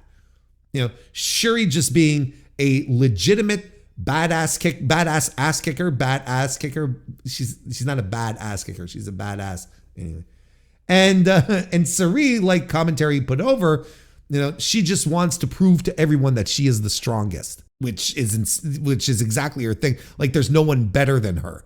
And that was phenomenal. What a good fucking match this was. And they're just dropping each other. Sari is just dropping Shuri on her head towards the latter parts of the match. She's just dropping her with these drivers and whatnot. And when they're striking each other, holy shit, like they are going in hard. It's phenomenal. It was a great hard-hitting, kick-ass match to open things up. I give it 4 stars. It was really, really good. I guess my main critique is I could have done with less grappling at the start. I understand, you're feeling out and you're warming up the crowd and I understand what it's for. Could have just gotten a little less of it, I guess. That's my main critique. But I mean, once this started cooking, this was tremendous. And now Shuri is champion again. There have been rumors going around that Sari is kind of done with Stardom, like she wants to move on from Stardom. And she showed up on American TV not that long ago. So there's a lot of ears perking up, a lot of people going, oh, does this mean that Shuri's going to give the old American TV another try? Honestly, I don't know. I think is this the indicator of something? Maybe it could lead. We could be leading to something here. We could be leading to something in regards to Sari's career. We could be leading to something. I couldn't tell you what exactly, but and then I think of that and like, man, we had Shuri for a stint in AEW. We had her. We could have had her if she hadn't been forced to do the elbow surgery. Man, she could have been in AEW for over the summer kind of thing, and that pissed me off. I was like, shit, that would have ruled. Shuri's one of my all-time favorite Joshi. She's tremendous. But yeah, look, we'll see what happens with Sari. Might just be just nonsense speculation. She might be, I mean, she's a good candidate to be up there challenging Saya Kamitani at Queendom, because it's not going to be Momo, because Sari and Momo, who won the 5-star Grand Prix, they're settling that in a couple of weeks, right? Something to that effect. It's not going to be at Queendom. So who else if it's not Momo? Might be Sari. I don't know. Just throwing that out there. We'll see how it all comes together. Then again, you kind of want a really solid baby face to face Saya at Queendom. And Sari's not a baby face in Stardom. She kind of thinks everyone stinks. That's her thing. She kind of thinks everyone is the worst. And here's hoping that this review was not the worst. We're going to wrap it up. That's my review of the King of Pro Wrestling 2025 from New Japan. Like I said, good show overall. I enjoyed it. Thought it was a lot of fun. Just looking at the ratings over on Cage Match right now to wrap this up as of Monday afternoon. The main event is grossly overrated at a 9.46, 71 votes. That's insane, people. That's just crazy. Way too high. 9 point, but it'll probably come down, I guess, if more votes come in. But I mean, there's a lot of people voting 10 on that one. Holy mackerel. 8.79 for Tsuji versus Kid, which sure, okay. 8 for the Knockout Brothers, 8.08. Knockout Brothers versus Umino and Umera. I think that's super low. And 1.91 for Evil versus Oleg Boltin. Deserved. And an 8.03 for Shuri versus Sari, which is kind of where that I think that's right. That's all good. What should I watch, Warren? Any recommendations? Absolutely, the tag team match. I think that's great. The women's title, I think, as well, is an easy recommendation. Look, as are the two last matches, the global heavyweight match and the world heavyweight match. I think they're both very good. They're both excellent matches. That would be, but you know what? Like you won't hate this card. This card is very good. Like if anything, you skip the evil match until you see, until the post match so that you can see the Aaron Wolf angle. Skip the Bishamon TMDK match unless you really want to see Hiroki Goto's first match back. You won't be bored by this show. This is a good show. It's a good show. I enjoyed it. I enjoyed it tremendously. I think a lot of the ratings on Cage Match right now are being skewed via, people we like and don't like. I think it's heavily skewed that way. Anyway, yeah, that would be those would be my recommendations, and that would be my review of King of Pro Wrestling 2025. Got a bit of news today on the old New Japan show on King of Pro Wrestling. They're coming back to the US for a show in 2026. That was a bit of a surprise announcement, not gonna lie. New Japan has announced their first international event of 2026. During Monday morning's King of Pro Wrestling, it was announced, morning for us.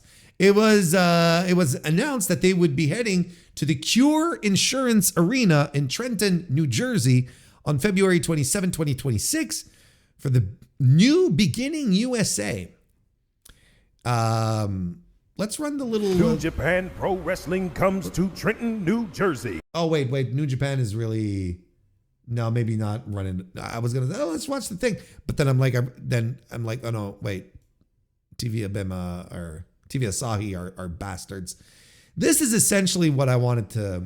This visual here that you see, this visual right here, is what I wanted you guys and gals and non-binary pals to focus on. Back in the US, Trenton, New Jersey, the New Beginning USA, I want to tell you what, I want you to tell me what's missing. There's something missing here, and I want you to tell me what's missing. Because one of these things on this show name is not like the other US shows. Can you spot the difference? And to me, it's significant, and it goes right in line with what I've been telling y'all for a couple of months now. I'm telling you, I have my finger on this fucking pulse, on the fucking pulse of this industry, like a motherfucker. Why did I swear so much in that short amount of time? That is correct, Pedro. No more strong branding. It is not a New Japan Strong show. It is not a New Japan Strong show. It is a straight up New Japan Pro Wrestling show. You remember when I told you all, don't expect any strong shows anytime soon? I didn't expect them to completely flush the brand. I don't know if they have, but I think it's very telling. And in their advertising in this clip here, maybe I can try and zero in here so we can listen. Maybe just a little short clip. If we don't hear the whole thing, I won't be copyright stricken into oblivion by the copyright gods. Here, try to listen to this. King of Sports takes over the Cure Insurance Arena. Okay. Witness the strong style and see your favorite New Japan stars live. See your favorite New Japan stars live. That's part of the copy that they used here. And that's significant. That's not in action. Don't just watch history, be there when it's made. As New Japan Pro Wrestling presents. And it's New Japan Pro Wrestling presents the New Beginning, not New Japan Strong. And they're not talking about the New Japan Strong talent. It is completely erased here. There is no secret to be had that this past year, the New Japan Strong attendance has not been, wherever they went, was not great. These were money-losing affairs. And the problem that they had, that you had in general when watching a New Japan Strong show, is that you'd end up not seeing the stars that you want to see. which are the Japanese guys. The guys that you watch on World are the guys you want to see live. Sure, they'd fly in a couple of guys once in a while, but then you'd have to sit through, and no disrespect, right? The West Coast Wrecking Crew and Tom Lawler and and the whole crew, all the gang from New Japan Strong that has no more broadcasting. They don't do any shows with New Japan Strong anymore. They did try. Like during the pandemic and whatnot, I cannot fault them for trying. But when you are coming in to see one of these shows in New Japan, you want to see the guys that you see on TV. Like, it's so fucking basic. You don't want to see the rest. It doesn't matter. The rest just doesn't matter. And that's what New Japan Strong had sort of turned into. It sort of turned into this thing where it's like, well, it's either the New Japan guys who would be there are either guys that we see on are either strong guys or guys that we see frequently on American TV for other promotions, so they don't really feel all that special, like Tomohiro Ishii, for instance, or Gabe Kidd. Again, no disrespect to any of those, but it's like they don't have the cachet of some of the other guys who don't come over as much and that you would like to see, because these are the people that gave you reasons to become New Japan fans in the first place. Could you imagine, a few years ago when New Japan and Ring of Honor ran Madison Square Garden? And could you imagine, Kazuchika Okada not being on the show, or Jay White at the time, or Tanahashi, and so on and so forth? It's unthinkable shit. So yeah, like Chat points out, this feels like a soft reboot. It feels like a soft reboot of their US operations to focus more on the New Japan brand, as opposed to the confusion that's created with the Strong brand, which I thought was always unnecessary. And they should have just kept on calling it New Japan and NJPW of America. They should have continued just calling it that. I don't know why, but regardless, you don't really need another brand. Like the worry that New Japan executives had, I believe, was always that if we don't cater this to the American audience, no one is going to come. If they don't understand that this is made also for Americans, they're not going to come, which is one of the reasons why New Japan had a US title. And you're like, okay, sure. Why does New Japan need a US title? Well, because they wanted to expand into the US and they felt they needed to have a title for the United States, which to a degree I can understand. But you want to see the IWGP World Heavyweight Champion because he's the guy. That's the guy the fans want to pay money to see. You've got a US champion, that's nice, but we want to see your top guy. You know what I mean? Like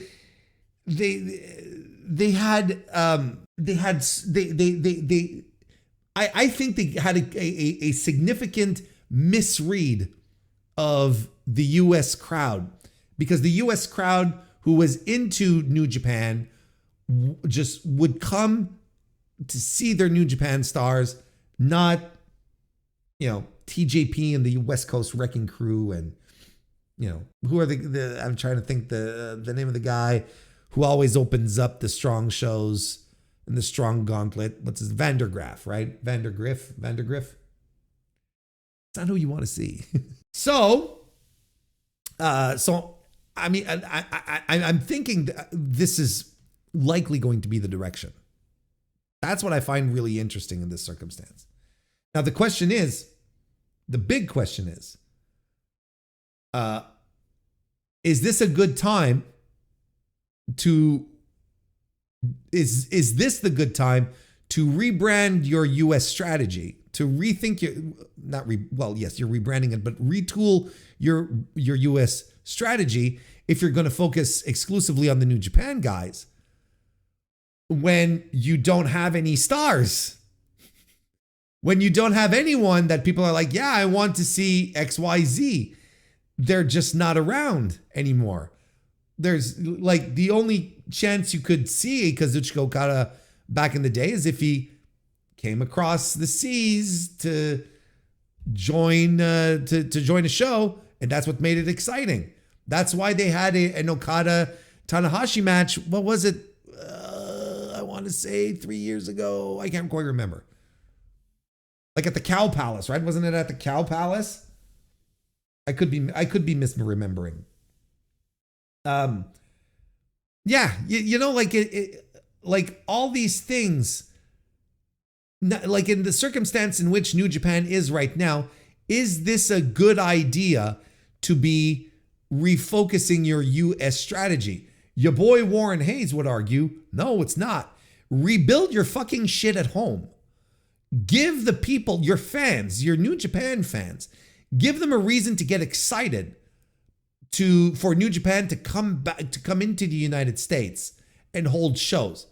Because right now, I don't know who you're supposed to get excited about. Who do I want to see? Who do I want to see like without Shota Umino, Yuya Uemura? And don't get me wrong, I love Yuya Uemura, but I'm not, champing at the bit to have Yuya Uemura live. It's not like Tetsuya Naito back in the day where it's like, fuck yeah. I think it's too early. They shouldn't be doing this now. They should be taking a nice moratorium on running US shows and then come back when they have their true next crop of superstars. Because look, it's already hard enough for New Japan to come back to the US and have to deal with AEW right now. Because you can absolutely make an argument that a lot of the fans who were into New Japan before AEW drifted over to AEW because finally there was wrestling that wasn't made by Vince being done in America. Oh, and then throughout its existence, then suddenly it starts working with New Japan. So hey, I get the best of both worlds. There's much less of a demand for an alternative to WWE because there is an alternative to WWE in North America, in the United States specifically, which is AEW. So like I don't know. I don't quite know what they're going to be, what they want to do with this. I don't know what the hook is going to be. I don't know.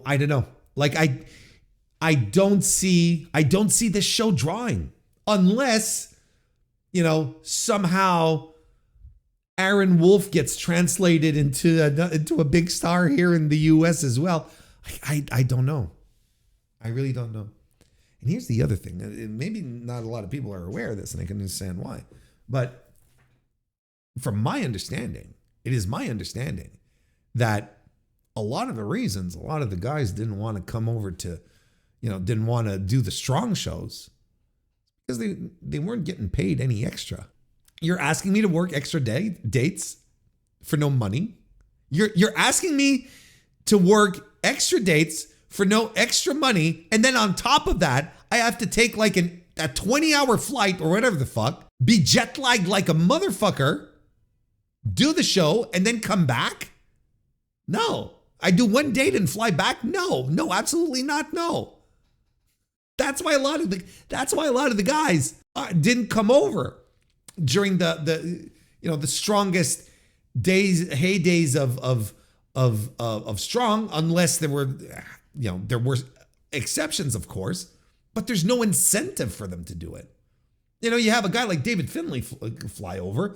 Well, Dave will take the opportunity to go visit his old man and his brother, right? They'll say, hey, how is everybody doing? He'll probably fly in with his wife and kid. they'll have a little Finley meeting, they'll talk about Belfast and then they'll go home, reminisce about the Troubles. Then Fit will say, you weren't even born when the Troubles were. What are you talking about? Does that mean that the situation will change here? That, the guys will be required to go over to come here and do their thing? It's so weird. Like it's a strange decision, I find, in the circumstance of New Japan in 2025. It's a very bizarre decision that they've made to continue to run new US shows without them having the top stars that made people want to go to their previous shows in the first place. And then again, there were diminishing returns because less and less people wanted to go, because at the same time, the top stars stopped wanting to come because they weren't making more money, because they weren't. So you have all this cycle going. And if that circumstance remains the same, and look, New Japan is not in a good place financially. This would be easily a very good way for them to save some money. Like, they're not on the verge of dying, but they're not in a good place financially. They put in just over 5,000. They sell out half. They sold half of Ryogoku of Sumo Hall today. I'm recording this on Monday. They sold out half of Sumo Hall for the King of Pro Wrestling show. Do you think that's a good thing? All signs point to no if you were to shake your 8-ball if you're not sure what to answer. It's not a good thing, especially when you consider pre-pandemic, they were putting 9,000, 10,000 people. They were filling out that arena. Now they just barely make it over the halfway mark. Is this the sign of a financially healthy company? The answer is no. The answer is no. So they could have saved money by doing this. Reduce expenses. They don't have to send guys over. They don't have to set up all the infrastructure and take whatever, deals they have to do and whatnot. Focus on the home front. Build your stars from there. And if you build your stars there and they're exciting and compelling, once you start talking about, hey, let's go back to the USA, then people get excited. Look, I remember a couple of years ago how excited people got when Mao from DDT came over for an indie run. People were like, holy shit, this rules. Because he had never come to United States soil, so it was a happening. But it was a happening because he was a big star in Japan, or in DDT anyway. So the DDT watchers were all excited that he was coming over. It's the same principle here. Now, no one's excited to see Shota Umino. No one's excited to see El Fantasmo. Again, no disrespect. And no one's like knocking down the doors. We're not door busting ticket sales to go see, Ryohei Oiwa. Yeah, it's like we're not tearing everything down out of excitement for New Japan superstars coming. Build your shit at home, make it desirable, make people want to see it live, then bring it over. Now it's like, oh, well, all right, it's going to be hardcores that are going to want to go see it for sure. But you'd probably want to expand that a little. Look, good luck with them. To your point, I'd look at tickets for a CMLL show. For real. Like if CMLL wanted to run its own show in the US and, in a lucha hotbed, somewhere in Texas, Chicago, San Diego, it'd do gangbusters business. It'd do crazy business. That's why I'm surprised that when we found out that with the city of Arlington paperwork that was all filled out by the government that was released, that not was released, but that Brandon Thurston at WrestleNomics got his hands on, and we talked about it last week. That's why I was surprised. I was like, oh shit, there was a CMLL show that was potentially going to be held at the esports arena, right? I think it was at the esports arena. I was like, damn, that would have rocked. And I would have made plans to arrive in Arlington earlier because I would have bought tickets to go see that show. You kidding me? I would have like a Lucha Libre show live? Fuck yes, of course. CMLL, let's go. They're no longer the promotion I'm looking at flights to catch. New Japan is? Yeah, exactly. They need, they're they're in a reconstruction period right now of their own design. They have no one but themselves to blame. Let's be clear here. I'm not trying to make excuses. Sure, the economy sucks in Japan. I understand. Sucks everywhere, as far as I know. Not so bad here. It's not so bad in Canada. I'm not gonna do one of those, but like every day, like my mother, she's very elderly. I care for her, and she, unfortunately, and I try to wean her off it, but she watches like too much cable news. And then when I go to the supermarket and say, "Do you need anything? Want to pick anything up?" Well, what are you getting? "Oh, I'm gonna get some milk, some eggs." "Don't buy eggs. They're $11 a carton." I'm like, "Mom, this is in the United States. A carton of eggs here is like $3.99, $3.50.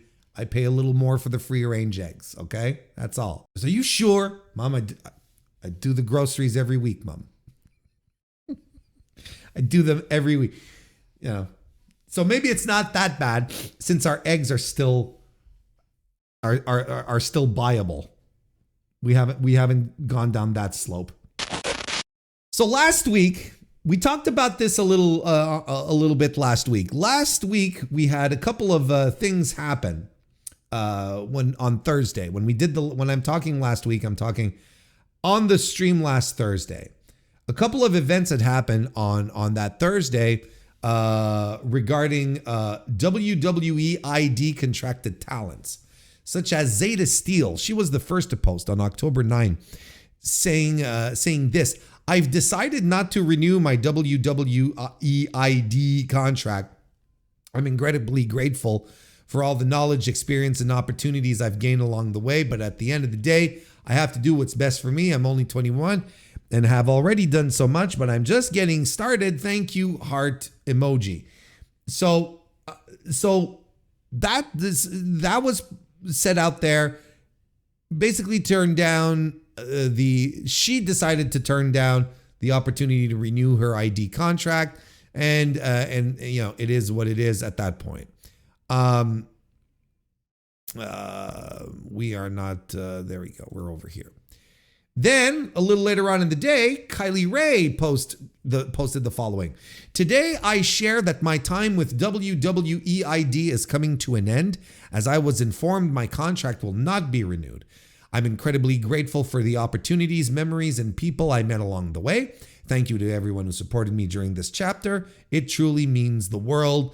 Blue heart emoji, prayer hands emoji. "As for the next chapter, I'm so ready to meet you. Once I pop this baby out, of course." We're crying. Anyway, a bunch of emojis.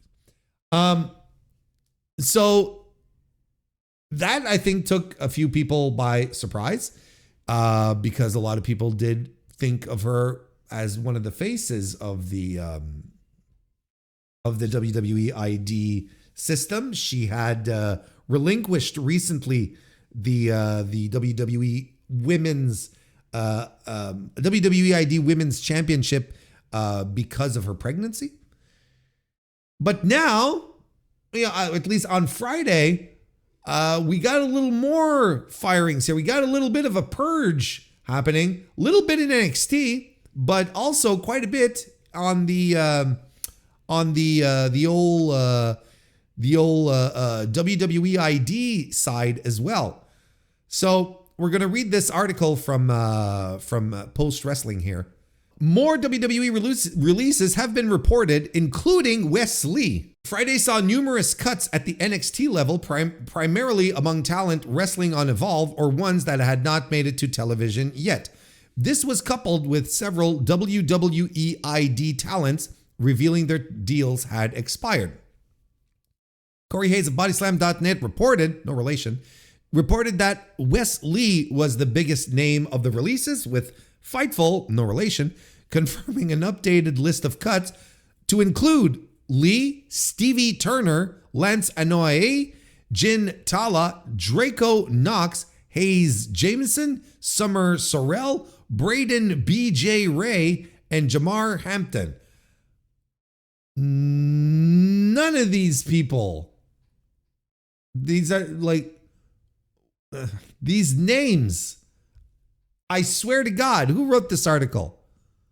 John, you're just making names up. I do not believe Summer Sorrell or Braden BJ Ray were ever apart. Draco Knox. What in the world? Wes Lee was the biggest name of the group, as the previous Desmond Xavier signed with WWE in 2020 alongside Zachary Wentz of the Rascals. As MSK, the duo was immediately pushed by winning the Dusty Rhodes Tag Team Classic and becoming NXT Tag Champions in April 2021, and also smoked weed with Matt Riddle. That's an ad lib that's not in the article. John would never write that. John's too classy. 1 year later, Wentz was fired by the company, and Lee became a singles wrestler and played off the story of Wentz's release, with Lee being alone. It culminated with Lee winning the North American title at Halloween Havoc in October 2022 and holding the title for 9 months. Lee turned heel in 2024 and formed a group with Tyriek Igwe and Tyson DuPont. Again, these people are not real. These are not real people. These are not real names. These are not real names. But had not wrestled on NXT programming since July. So there you go. So that's where we're at. Now, okay. Let's start with the NXT with the Wes Lee departure here first and foremost. Wes Lee always had potential, and he still has. He's not dead or anything. Wes Lee I think he's very good, and I think he has potential. And it kind of sucks. It sucks that he got injured, right? And I think that might have derailed some plans that they had for him, because I think he really had the potential to be a really solid upper mid-card guy. Like, I think he really had the potential to be someone special on that level. But no, like, they decided to part other ways, to part ways. And, I don't want to sound cruel or anything, but I think one of the reasons is probably because his injury has likely slowed him down. I mean, that's kind of the nature of the beast, right? I think his injury probably had an effect on his overall performance. And then NXT already has a guy in Javon Evans who can do exactly what he does. And, he's a little more charismatic. He's a little faster. He's a little crazier. But what else could Wes Lee deliver in? Like, he wasn't like this incredible promo either. It's not like NXT is parting ways with someone that had a clear path to success in the WWE system.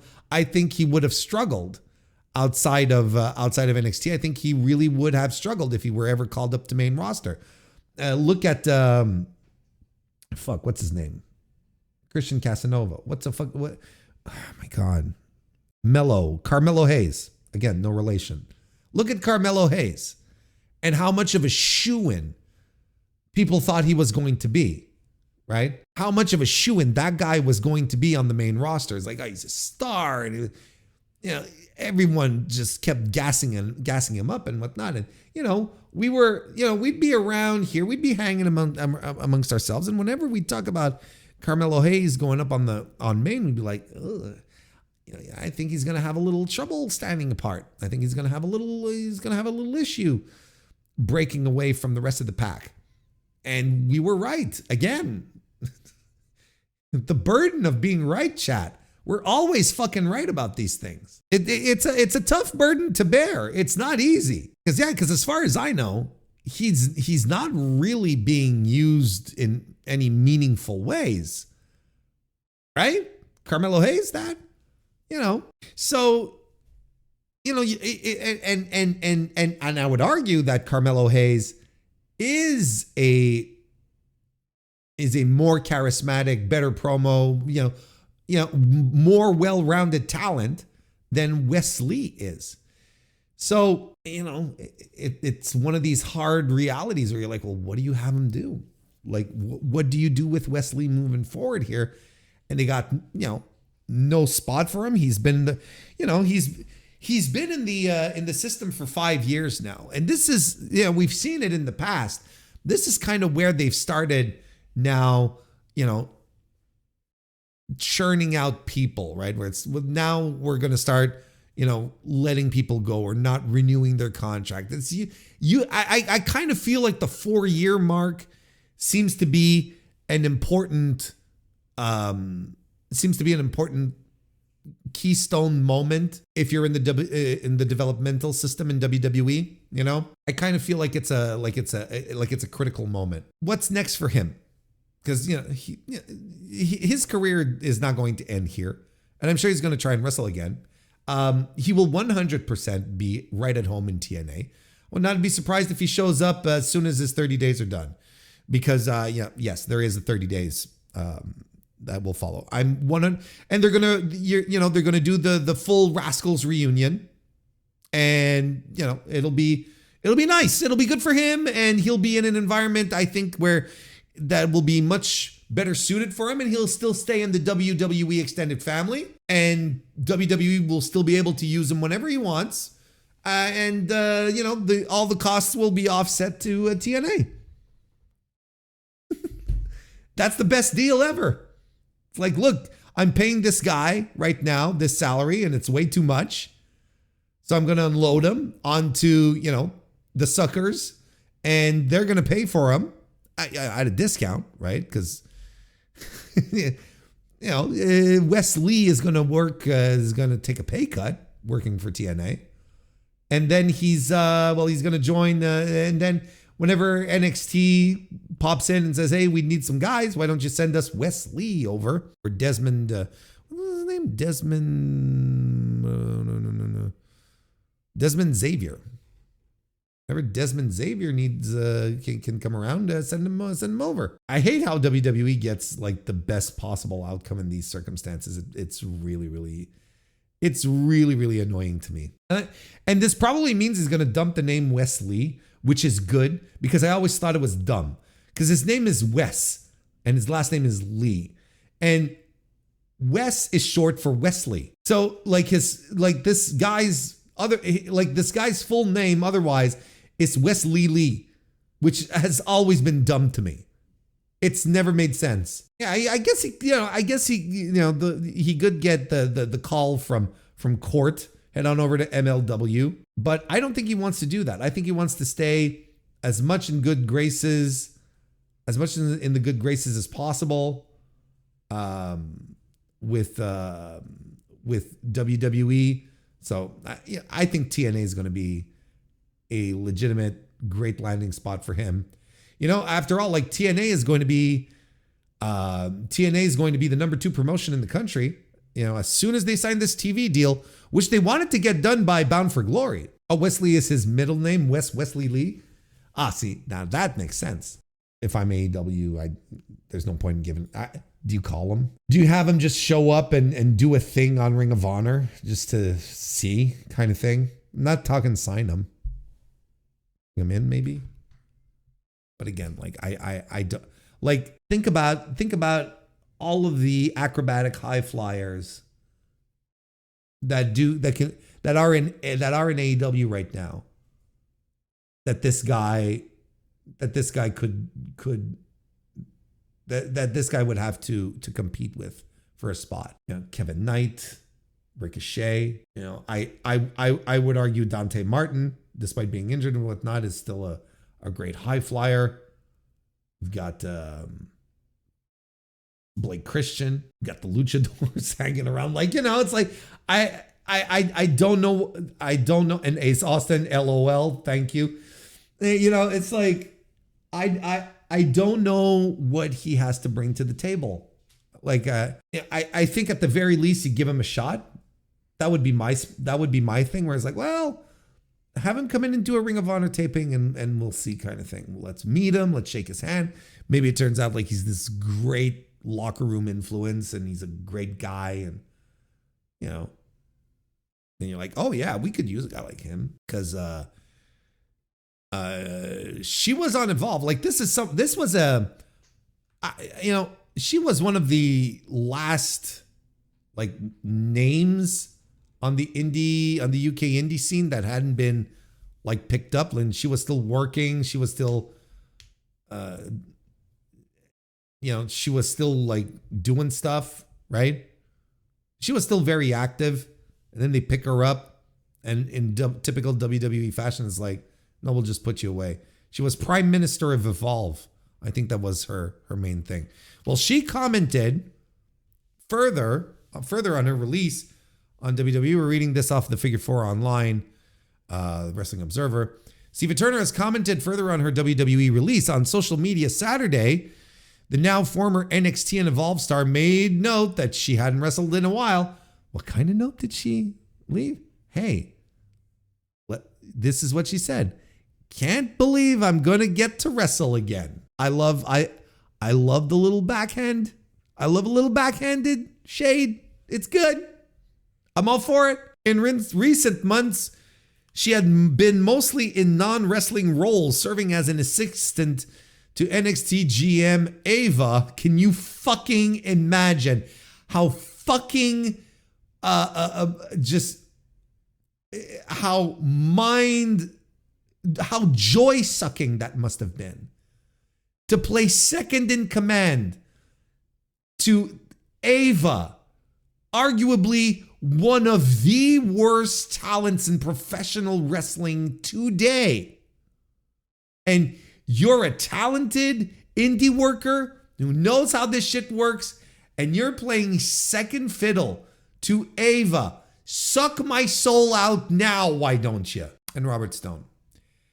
She had also been making appearances in Evolve as the general manager / prime minister of that brand. See, it's funny because she's British and, under a parliamentary system, which is so bizarre. She hadn't wrestled since February when she and Lainey Reed lost to Sol Ruka and Zarya at an NXT house show.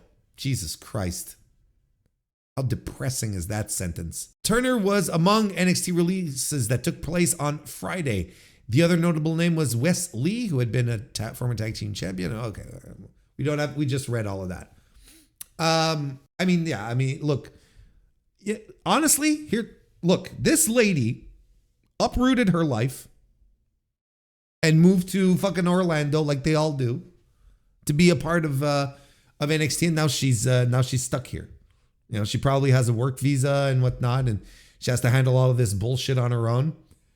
But you know what? Look, I'm Tony Khan. I bring her in. I give her a shot. This is someone I give a shot to. But you don't know what you can. As it stands right now, AEW has been very good with the international overseas women's talent. Don't you think?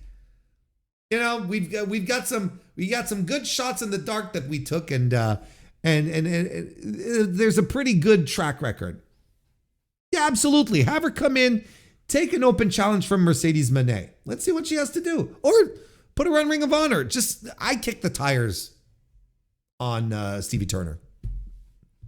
I think I called her Bobby Tyler earlier. I'm sorry, but I kicked the tires on her. I give her a shot. Absolutely, 100%. I mean, worst, push comes to shove, she goes back home. If that's the worst outcome, right? She heads back home. But yeah, it's a shame because I think she has potential. She's been doing this for about a decade, right? Close to a decade, I'd say. I think she will absolutely bounce. She'll be fine. She'll bounce back, and she'll find her way again. But as for all of these ID people in the ID program in general, look, it's like I said last week when we were talking about it, last Thursday when we talked about it, and I still maintain the same position. I think this is all being dismantled slowly. I've heard that there might be people on the inside who have also been released, and people that we haven't heard about because they haven't been on TV or they haven't been featured or whatnot. I think all of this is sort of slowly falling apart, the WWID thing. And I think the main reason that I feel like it's coming undone is because they're not rushing to replace the people that they are not renewing. That would be the healthiest sign, where it's like, we've released, Stevie Turner, but we've released Stevie Turner, and then the next day you get an announcement, such and such is now a WWE contracted person. Okay, so they're continuously feeding their pipeline. They've got they got people that they're calling up essentially into the system. But they're not, at least if they are, they're not making a big deal out of it like they made a big deal out of it the first time, right? And I mean, look, you can still argue, but Warren, it's not falling apart because, they still have big names there. They still have Marcus Mathers. They still have, Cartwheel. They still, and I agree. I'm not saying that it's suddenly like it's complete shit. I'm just saying it's really giving the impression that it's falling apart and that it probably won't be around as long. If they were replacing people as things went along, I'd be like, nah, this is fine. Don't worry about it. Like, they're just cycling talent out, in and out, which is what they should do, right? Someone told me recently they have like 100. Like I didn't count, right? I just someone told me, but someone I believe and rely on, told me that WWE has like 130 people in developmental in some way, shape, or form. 130 people. Like I said, there are people we do not know about because they didn't announce, they didn't make a big deal out of it. They didn't, there's different levels of development. 130 people. You're not going to keep 130 people. So yeah, you are going to cut bait. You are going to get rid of, people who are underperforming. I can't imagine Bobby Tyler performing under expectations.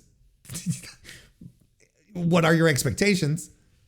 But that being said, look, I'm not there. I don't know what's going on. So it's just, impressions, observing, thoughts, prayers. No prayers. We're not giving any of those out. But we're not done with the releases, folks, because this popped up today on Luke Menzies' Twitter account. And when I saw, when someone shared this, I was like, oh shit, another Evolve guy just got tanked. Just got thrown out. But no, Luke Menzies is actually better known to us wrestling fans as Ridge Holland. He's done. This is what he posted, or he's going to be done. Look, this is his message that he posted.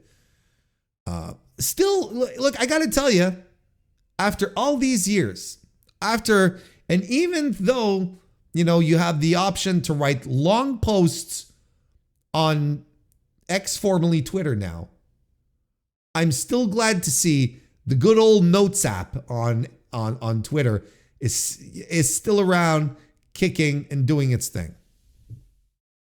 This is what Ridge Holland had to say. I've been informed that WWE will not be renewing my contract when it ends on November 14th. WWE are still going to cover my rehab from injury, but my guaranteed pay will end. Quite frustrating to say the least, as I cannot work for another 6 months due to the aforementioned injury with a family of 5 to support. My career with WWE has been blighted by misfortune, but I'm still thankful and grateful for the opportunity and experience. This is how you know this was not a ChatGPT written thing. Blighted and misfortune. ChatGPT would never come up with that. That, my friends, that's a British guy. The shining light that has always kept me going is the huge support from a handful of special human beings. Thank you. I'm unsure what lies ahead of me in terms of wrestling, but going forward, I will be working hard to heal up. And in that time, I will be launching my own online coaching business. So stay tuned. Cheers. So there you go. Like, quite frankly, and I think this is going to sound really, really callous, but I'm kind of surprised this hasn't happened before. I'm kind of surprised that Ridge Holland held his gig in WWE for as long as he did, especially after he injured out Big E. Like, that's still to this day a bit of a shocker. Like, I understand that it was an accident. Like, he didn't willfully do it, right? But I can't imagine anyone being excited to work with him moving forward, right? And look at D'Lo Brown, right? He was never the same after, even though it wasn't even his fault. He did a move, such a silly move that he's done, a power bomb, right? Done it tons of times before, it just so happened on that day it was a bad moment to do a power bomb. That's all. So yeah, but like, even outside of the Big E injury, this is another guy that I always question. What does he bring to the table? What's interesting about Ridge Holland? And in fairness, he did get his main event, his main roster push, right? With the Brawling Brutes, one of Vince's last great jokes, with Sheamus and Butch, and what did they call him? Just Ridge? I don't remember now. Or did he have a fighting name? Anyway, yeah, I mean, look, he had his time in the sun, and I think that everyone sort of saw he was just very limited. That he, again, this is not a guy who would stun you with his promo work. It's not a guy who would stun you with his work overall. I don't think he had particularly great charisma. I don't think he had any type of crowd connection. I think most people just didn't care about him. They just shrugged his shoulders. And unfortunately, most people remembered him as the guy who ended the career of one of wrestling's most beloved personalities. Like, not just from fans, but, backstage, wrestlers themselves. Everyone fucking loves Big E Langston. So what exactly is next for Ridge Holland? Clearly he has to heal himself up. He's, like he said, he's out for easily another, 6 months, he said. Is that what he said? Another 6 months. And then he's, he's going to be focusing on doing an online coaching thing, which is fine. Am I getting vibes that he's coming back to wrestling? I am not. I don't get any vibes that he's returning to pro res in any way, shape, or form. I don't think this is a guy who's going to hit the indies. Don't forget, he was recruited out of rugby. So he's this is another guy where it's like, it's not a question of him having a love of the business. This was an opportunity to continue to make money after his rugby career sort of starts to, maybe not as healthy to have a big time rugby career moving forward. So maybe he's just, I wouldn't be surprised if he just hangs it up and we never hear of Ridge Holland in a pro wrestling context ever again. I wouldn't be surprised in the slightest. That's okay. That's okay. Not everyone can make it. Not everyone, wants it. Because like I said, he's not going to call up the indies, the UK indies, and start looking for gigs. He's never done it. He's not going to start doing this. He got into the business working for WWE, where everything is taken care for you. Like, you get your guaranteed money. You just have to make sure that you show up to Orlando every week and then make the towns, and whatever towns those are. But you never have to, work to try and get a booking, is my point. He's not starting doing that. He's not going to do that. It wouldn't make sense. It'd be very odd if he did. Maybe he did, maybe he did develop a love of the game, and next thing you know, he's working two GCW shows a week. But I would not be surprised in the least if this is the last we hear of Ridge Holland. And again, maybe this is probably the best for him. go off and search for experiences elsewhere, I think is a good idea. But I will say this. I will add this to the conversation here. I think it kind of sucks that, first of all, this guy's contract was extended for injury time that he had previously had. So they had extended his contract only to let the deal lapse while the dude is being injured, while the dude is injured. I think, folks, that's really fucking shitty.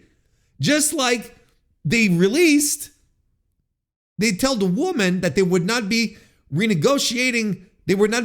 her deal, her WWE ID deal, while she was pregnant. I think that fucking sucks. I think all of this sucks. I think this company sucks. And hey, look, it's behavior that WWE has shown before, so I'm not surprised.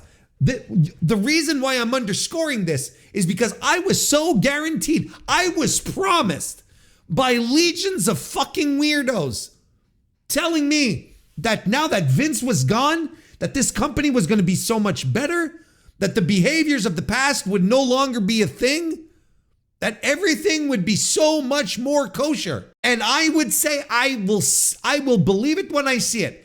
Because most of the people running the company today, WWE, are the same people who were running the company when Vince was there. I had no faith that there was going to be any true fundamental changes. And here's your continued proof that there's not. And they've had opportunities to truly show that it was a different company from when Vince was around, right? They had a situation served to them on a silver platter to prove that they were better now that Vince was gone. And that's when Janelle Grant dropped her lawsuit. WWE could have straight out cut ties, sever them, because they were already cut, but true to form, cut them and say, we denounce what our former owner and founder has done. It is unacceptable. In this new WWE, it will be a better place. They could have come out really strong and say, we will cooperate. We will make things better. Those who were involved and knew of the situation will be punished. They could have. They had it out on a silver platter. The perfect moment to prove that they were different, but they didn't. They decided to align themselves with Vince. And from that point on, I knew it was the same place, that there was no real change, happening. They had it right there, and they didn't latch on to it. You remember when the lawsuit came out, and that one disastrous post-show presser that Triple H did when he was asked, well, what are you doing to make it safer for talent back? He said, excuse me. Triple H was asked about the lawsuit, and how is the locker room? How does the locker room feel about it, right? And he says something to the effect that we're doing everything in our power to make our working environment and our locker room safe. But no one ever asked him any follow-ups on that. No one ever asked, oh, you said you were taking steps to make things safer. What are the steps you are taking, sir? It's a very legitimate question to ask. And he would have stumbled and fumbled and deflected the question because they weren't doing anything. They did jack. And now we're back to firing people while they're hired. Well, firing people. Yes, of course, Warren. We're back to firing people while they're injured and not renewing the contract of women who are pregnant. As they did it with Carmella too. You think that Kylie Ray's the only one recently that they did? They did it with Carmella too. They did it with Awesome Kong back in the day. They did it with Dawn Marie back in the day. It doesn't change. This company hasn't changed. It's the same fucking place. What did we tell you? What did we say? It's going to get worse because TKO doesn't give a shit about its talent. Never has. They don't give a shit about it. If they could pay them nothing, they would. You know how much you get paid to go get slapped in the face for Dana White's power slap? You get paid $6,000.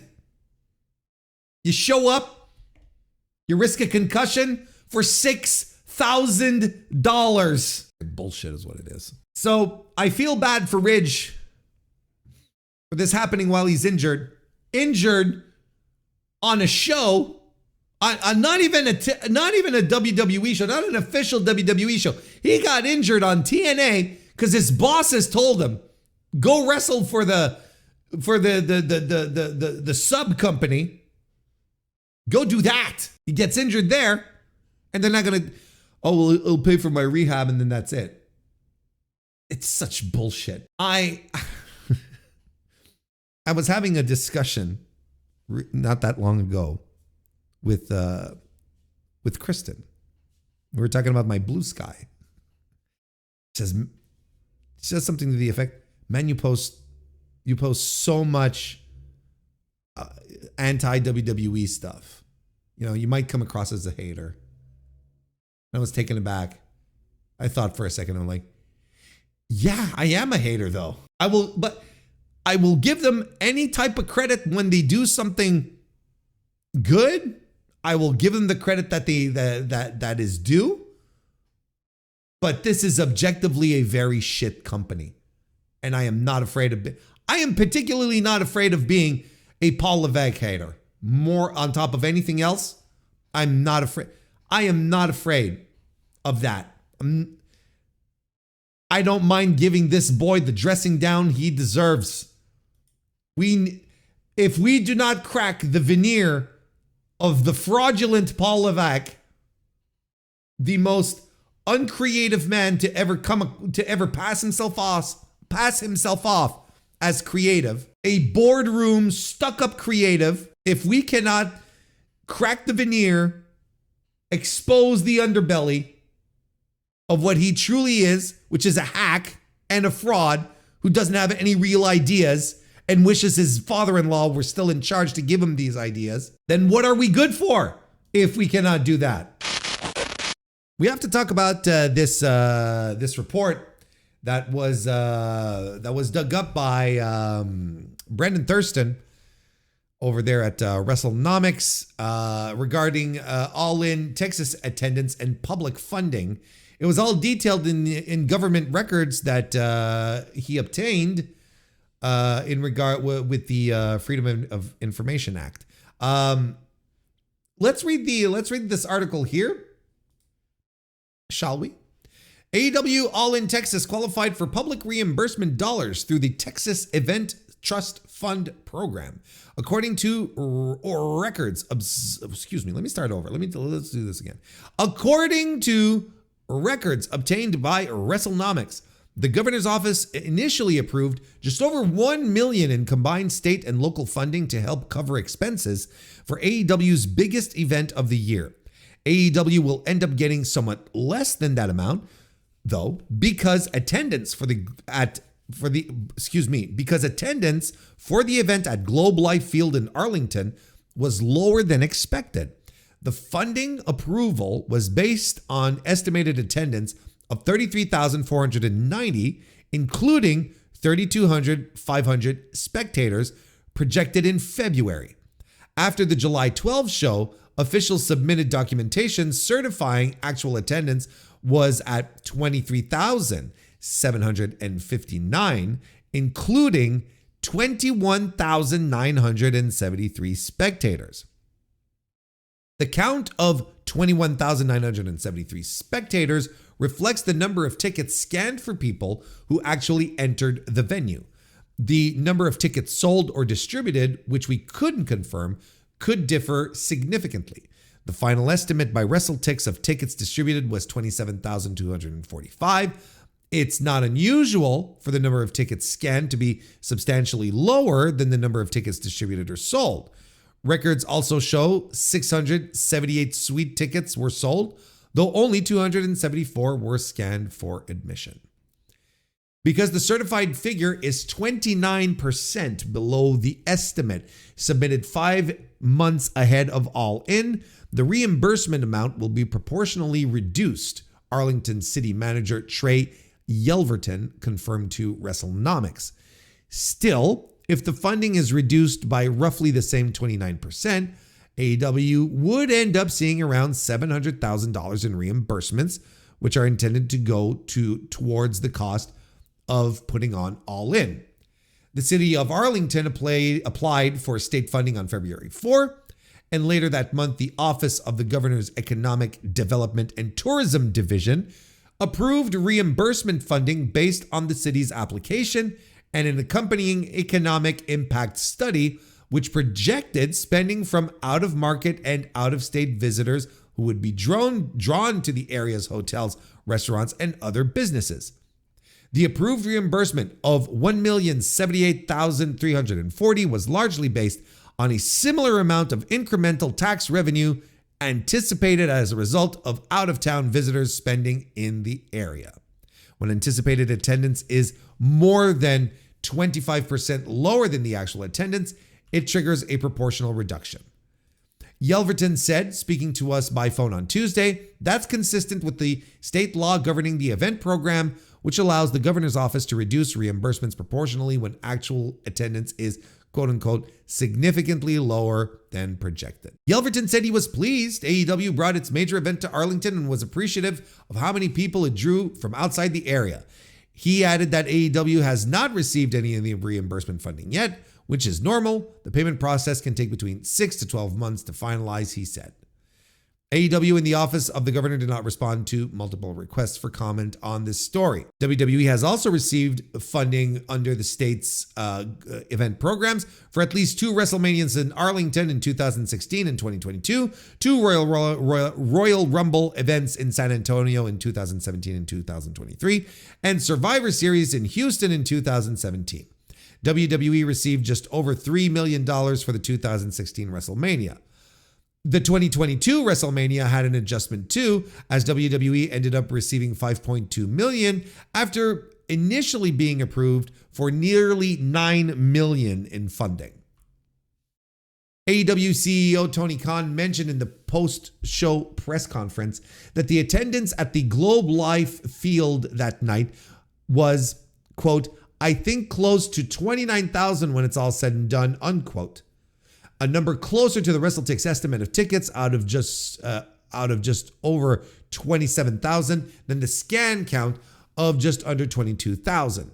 In the days leading up to the event, Khan said in an interview that the gate had passed 2.5 million and that he expected to surpass $3 million. Let's break this down here a little bit. I mean, this is, again, tremendous news. Like, this is really, really interesting. This is the stuff that, bless having guys like Brendan Thurston out there who will actually truly do real deal news reporting.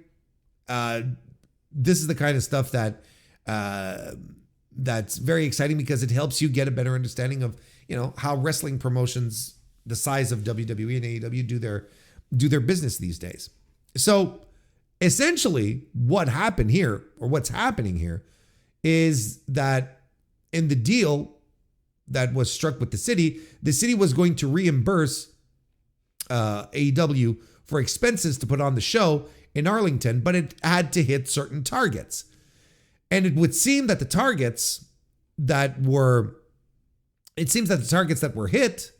set, I should say, were set by AEW, who estimated there was going to be 33,490 people in the building, including 32,500 spectators. And they completely overshot their expectations on that one. Holy smokes. Like when, 21,973 spectators were in the building. That's kind of crazy. Now, you may be asking yourselves, what's the difference in this attendance number, right? Is it why spectators? Why 23,759? Why 21,973 spectators? Usually, when you get the attendance numbers, the complete attendance numbers, that factors in everyone who's working, everyone is on the premises, the security, the people working the food stands, the merch stands, everyone who is everything with a heartbeat, essentially. And this has been going, it's something that's existed for years, and that we know famously WWE would use to boost up their numbers as well. It's just, it's a natural thing. And the spectators are the people who actually come with a ticket and scan themselves in, scan in. That's essentially what it is. So that's why there's a difference between the actual attendance here of 23,000 and 21,000 for the spectators. That's why there's a difference there. And that's why they even specified the difference in the projections, where they said, well, we're going to go for 33,490 and 32,500 for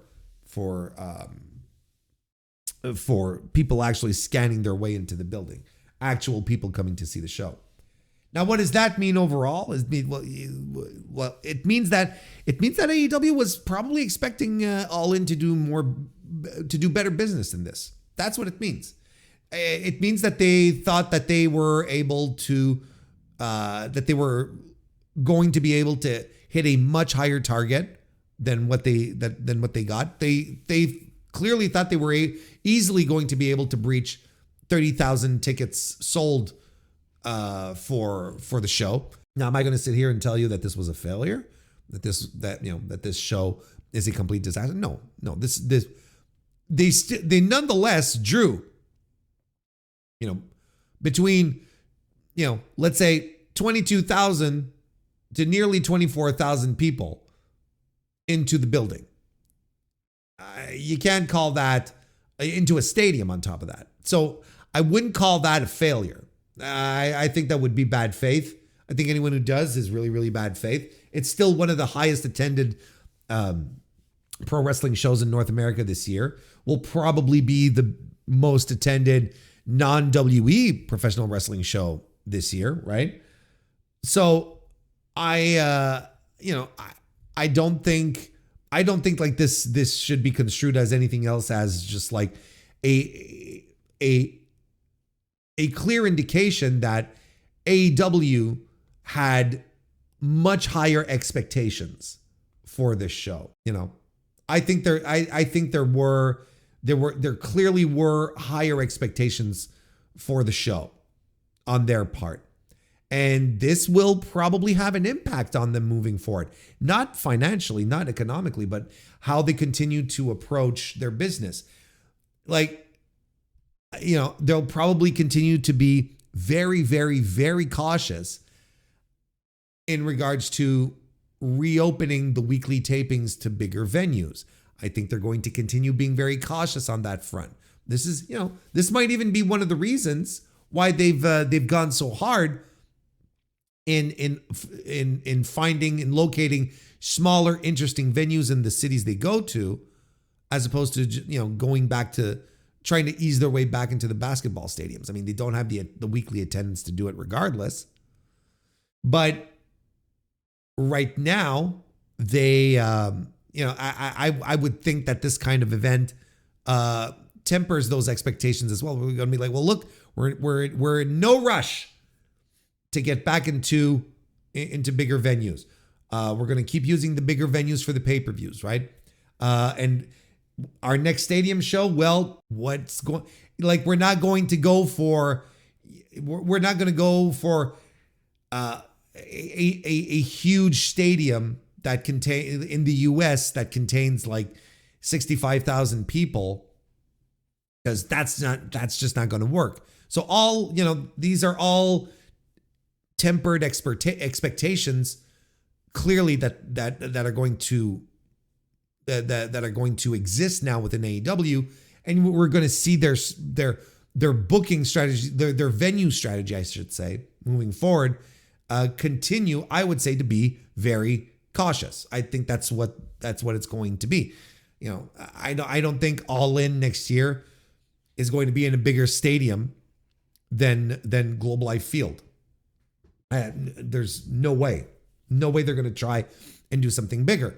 Because you see, the opposite is if they had blown these expectations away, If they had put like 35,000 people into the building, well, next year, they're going to be sitting around scratching their chins going, hey, why don't we try this venue? Whatever. And like Joe Lanza mentioned on one of his recordings earlier this week, it's still a success because the number of people who did go to the show still makes sense for a stadium and didn't fall too much under 20,000 where you're like, well, well, then this attendance could have been a basketball arena, like if they had done like 19,000, then you could have shrugged and go like, well, why didn't they, they could have done it at a basketball arena, and then you're like, then the idea of running the stadium can be questioned. Then you can ask yourself, well, why did they run, was it a good idea to run the stadium in the first place if the best they could do for their biggest show of the year was filling out a basketball stadium, which is great. Don't get me wrong. Nonetheless, we're just talking perception wise, because you're clearly not filling up to capacity and you're hitting a number that doesn't require a stadium. So I think I would say that they are all going to err on the side of caution moving forward with their booking of venues. Let's go check out chat here before we talk a little more about what else was in the report. Warren, you went to All In. How many do you think there were? Bay Dallas said he went to All In and there was way more than 21,000. Yeah, look, I'm really bad at eyeballing that kind of stuff, but I'm not entirely shocked. I can't say I'm surprised. Because sitting down and eyeballing and saying, oh, there's about, once you start getting into the tens of thousands, I mean, there's thousands and thousands of people there regardless, right? But you look around a little bit and you see like, the really, the upper bleachers, they weren't quite full. I don't know. Like I myself was like, yeah, this is not packed. This is not a packed venue. I was looking at the 27,000 from WrestleTix, right? I'm like, oh, I guess this makes sense. It's like what was the capacity of Globe Life Field? Like 38,000, something like that. I forget what the capacity was. Capacity of Globe Life Field. And when I mean capacity, I mean set up for the show, right? 40,300. But yeah, but with the stage and whatnot, I think it came to around like 38,000 because of all of the seats that they have to kill for production and the stage and whatnot. Like it was less than, it wasn't a full 40,000, right? But yeah, I don't know. Very hard for me to say, but I'm not going to sit here and argue and say, no, there were much more people than that. I don't know. I got the impression that there were lots of open seats, that there were lots of sections that were still very much open. From where we were sitting, we were facing the stage. We were in like the upper bowl, like behind home plate. Like we were about here, like on this picture here, for those of you with the benefit of video right now. Like Kristen and I, we were like on this side of the venue. So, we could see all of this. And, of course, this is where the stage was. It was sort of clear over here. I don't know. It's I don't think it was that full. And Tony Khan when he was talking about being close to 30,000, I'm like, really? Holy shit. Maybe. And I was like, I guess I'm terrible at estimates because I'm really bad because it doesn't look like that. But okay, whatever you say, Tony. I want to make it clear. They did a really good, they did a stadium worthy number. They could not have gotten like the 23,000. They couldn't have gotten the 23,000 people into the United Center. So that's good. That's good for them. I feel like since real money is involved with state reimbursements, etc., I feel like this number is probably true. The 21,000, so I'd say I feel like it's probably a lot more difficult to I feel it's probably a lot more difficult to fuck around with it. Excuse me. I feel like it's probably really difficult to be fraudulent nowadays, considering that the tickets are all, they have to be scanned now. You go through point of sale. You go through point of sales and whatnot. Like I feel like it's more difficult to be fraudulent. And, here's the thing also that we have to, that's the main thing to keep in mind, right? That's the main thing to keep in mind, that it's probably a lot more difficult to pass one over the government, right? Or for the government to screw over, because the tech keeps you honest, I guess, unless but then you can get all, conspiracy brained if you want. You can get all conspiracy brained if you want and be like, well, they gamed the technology and, fake votes. And, the other thing that was really interesting was that the city's application listed several associated events that were seemingly slated to take place in the Arlington Arena, but that were never announced. For instance, the July 11th Ring of Honor Supercard of Honor show did happen at the Esports Arena, and the StarCast convention took place at the Sheraton Hotel. But also listed in the application were CMLL and New Japan events, as well as 2 music events that didn't make it past the planning stages. You see, the Arlington Esports Stadium was set up, was allegedly planned to get a CMLL show, and that would have been really cool. And we, Kristen, we would have driven and got there earlier to go watch that. That would have rocked, actually.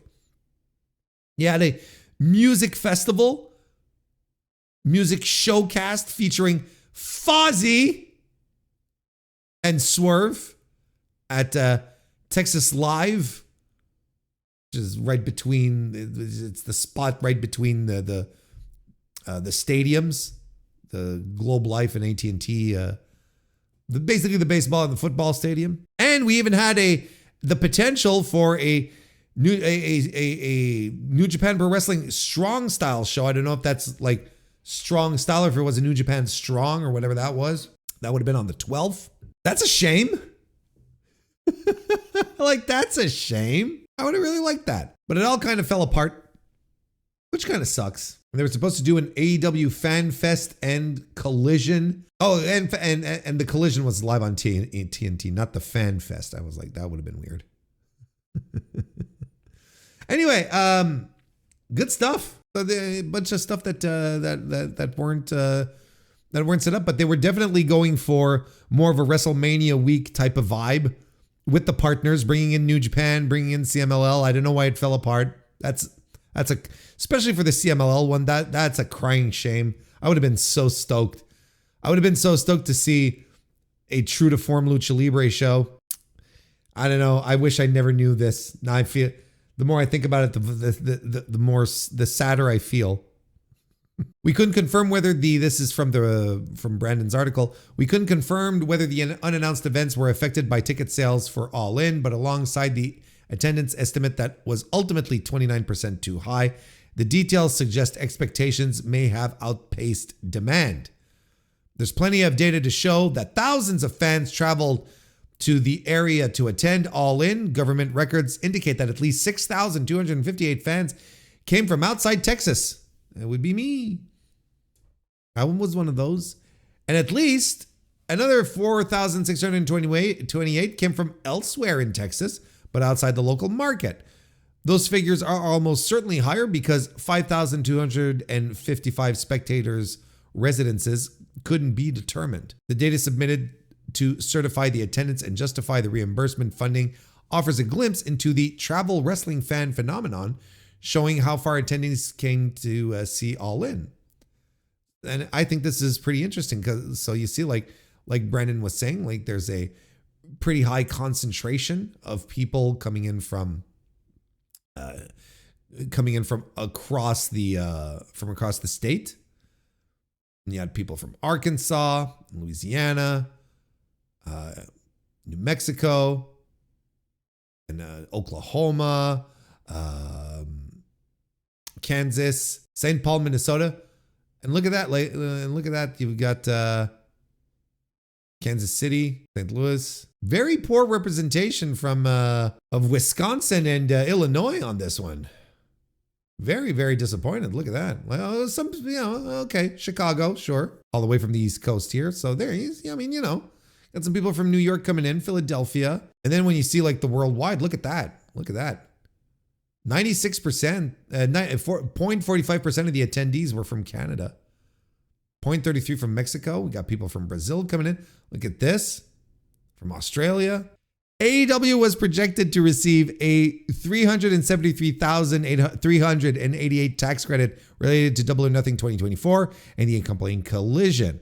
And the company received a tax credit worth $2.1 million for events in Ohio. A contract with the city of Arlington shows that AEW paid $23,000 to rent the city-owned esports arena where the Ring of Honor pay-per-view took place, in which the company occupied from Thursday to Saturday. That sounds like a steal. Yeah, $23,000 for Thursday, Friday, Saturday. That's a steal, brother. Drafts of the venue agreement show AEW proposed a variety of changes to the contract, which ultimately were not a part of the executed contract. One draft of the contract suggested changes from a member of AEW's legal team that highlights the company's efforts to control information. AEW sought to insert provisions that would have committed the city to keep secret any attendance information and help AEW make trade secret claims if there were legal requirements to publicly reveal the numbers. Oh, well now. Tisk tisk. The suggested confidentiality clause would have the city agree not to publish or disclose attendance figures, turnstile counts, drop counts, ticket numbers, revenues, box office receipts, and similar information, except when disclosure would legally be unavoidable. Even then, AEW's language would have bound the city to notify the company in advance and assist in claiming that AEW's attendance information is a trade secret under Texas law. Another suggested clause would have sent legal disputes, if there were any, between AEW and the city into private binding arbitration instead of public court. Well. Like with at least some of its talent contracts, AEW wants to counterparty to waive its right to a jury trial and handle litigation only in private with AEW's chosen arbitration provider, Jams. But those clauses didn't make it into the final version because Yelverton told us agreeing to it wouldn't have complied with state law. Texas statutes establish limits under which government entities can resolve disputes in arbitration. So there you go. That's those were the interesting parts out of that report, including, of course, the big revelation for the ticket number, for the attendance number, which AEW completely overshot. But and we also got a glimpse of what could have been that week, which kind of makes me upset. But yeah, there you go. Thank you again for the excellent work, Brandon Thurston over there at WrestleNomics. A lot of people work like he do. And on that note, it is time to wrap up another edition of the Mr. Warren Hayes Show. Thank you very much for joining me. Please leave a like on YouTube or a review or a rating on your podcast applications. That would be great. If you want to continue the Mr. Warren Hayes Show experience, well, why don't you join the Mr. Warren Hayes Show Discord? The link is in the description. Or follow me on Blue Sky at MrWarrenHayes.show. And, let's talk, let's chat, let's have a good time. I like interacting. I like talking about pro wrestling, as you can tell. So it's always a pleasure to chat it up with people. I will be back tomorrow, Thursday, for the Dynamite review, the big go-home show before Wrestle Dream, another 3-hour Dynamite. So we've got that set. That'll be ready to go tomorrow after the show, obviously. And then we'll also be streaming like we do on Thursday night. We stream here on YouTube. So if you want to pop by and say hello to on stream, you're more than welcome to. In the meantime, I want to thank you all very much for joining me. Go watch some Randy Orton and get back to me, and I'll see you next time.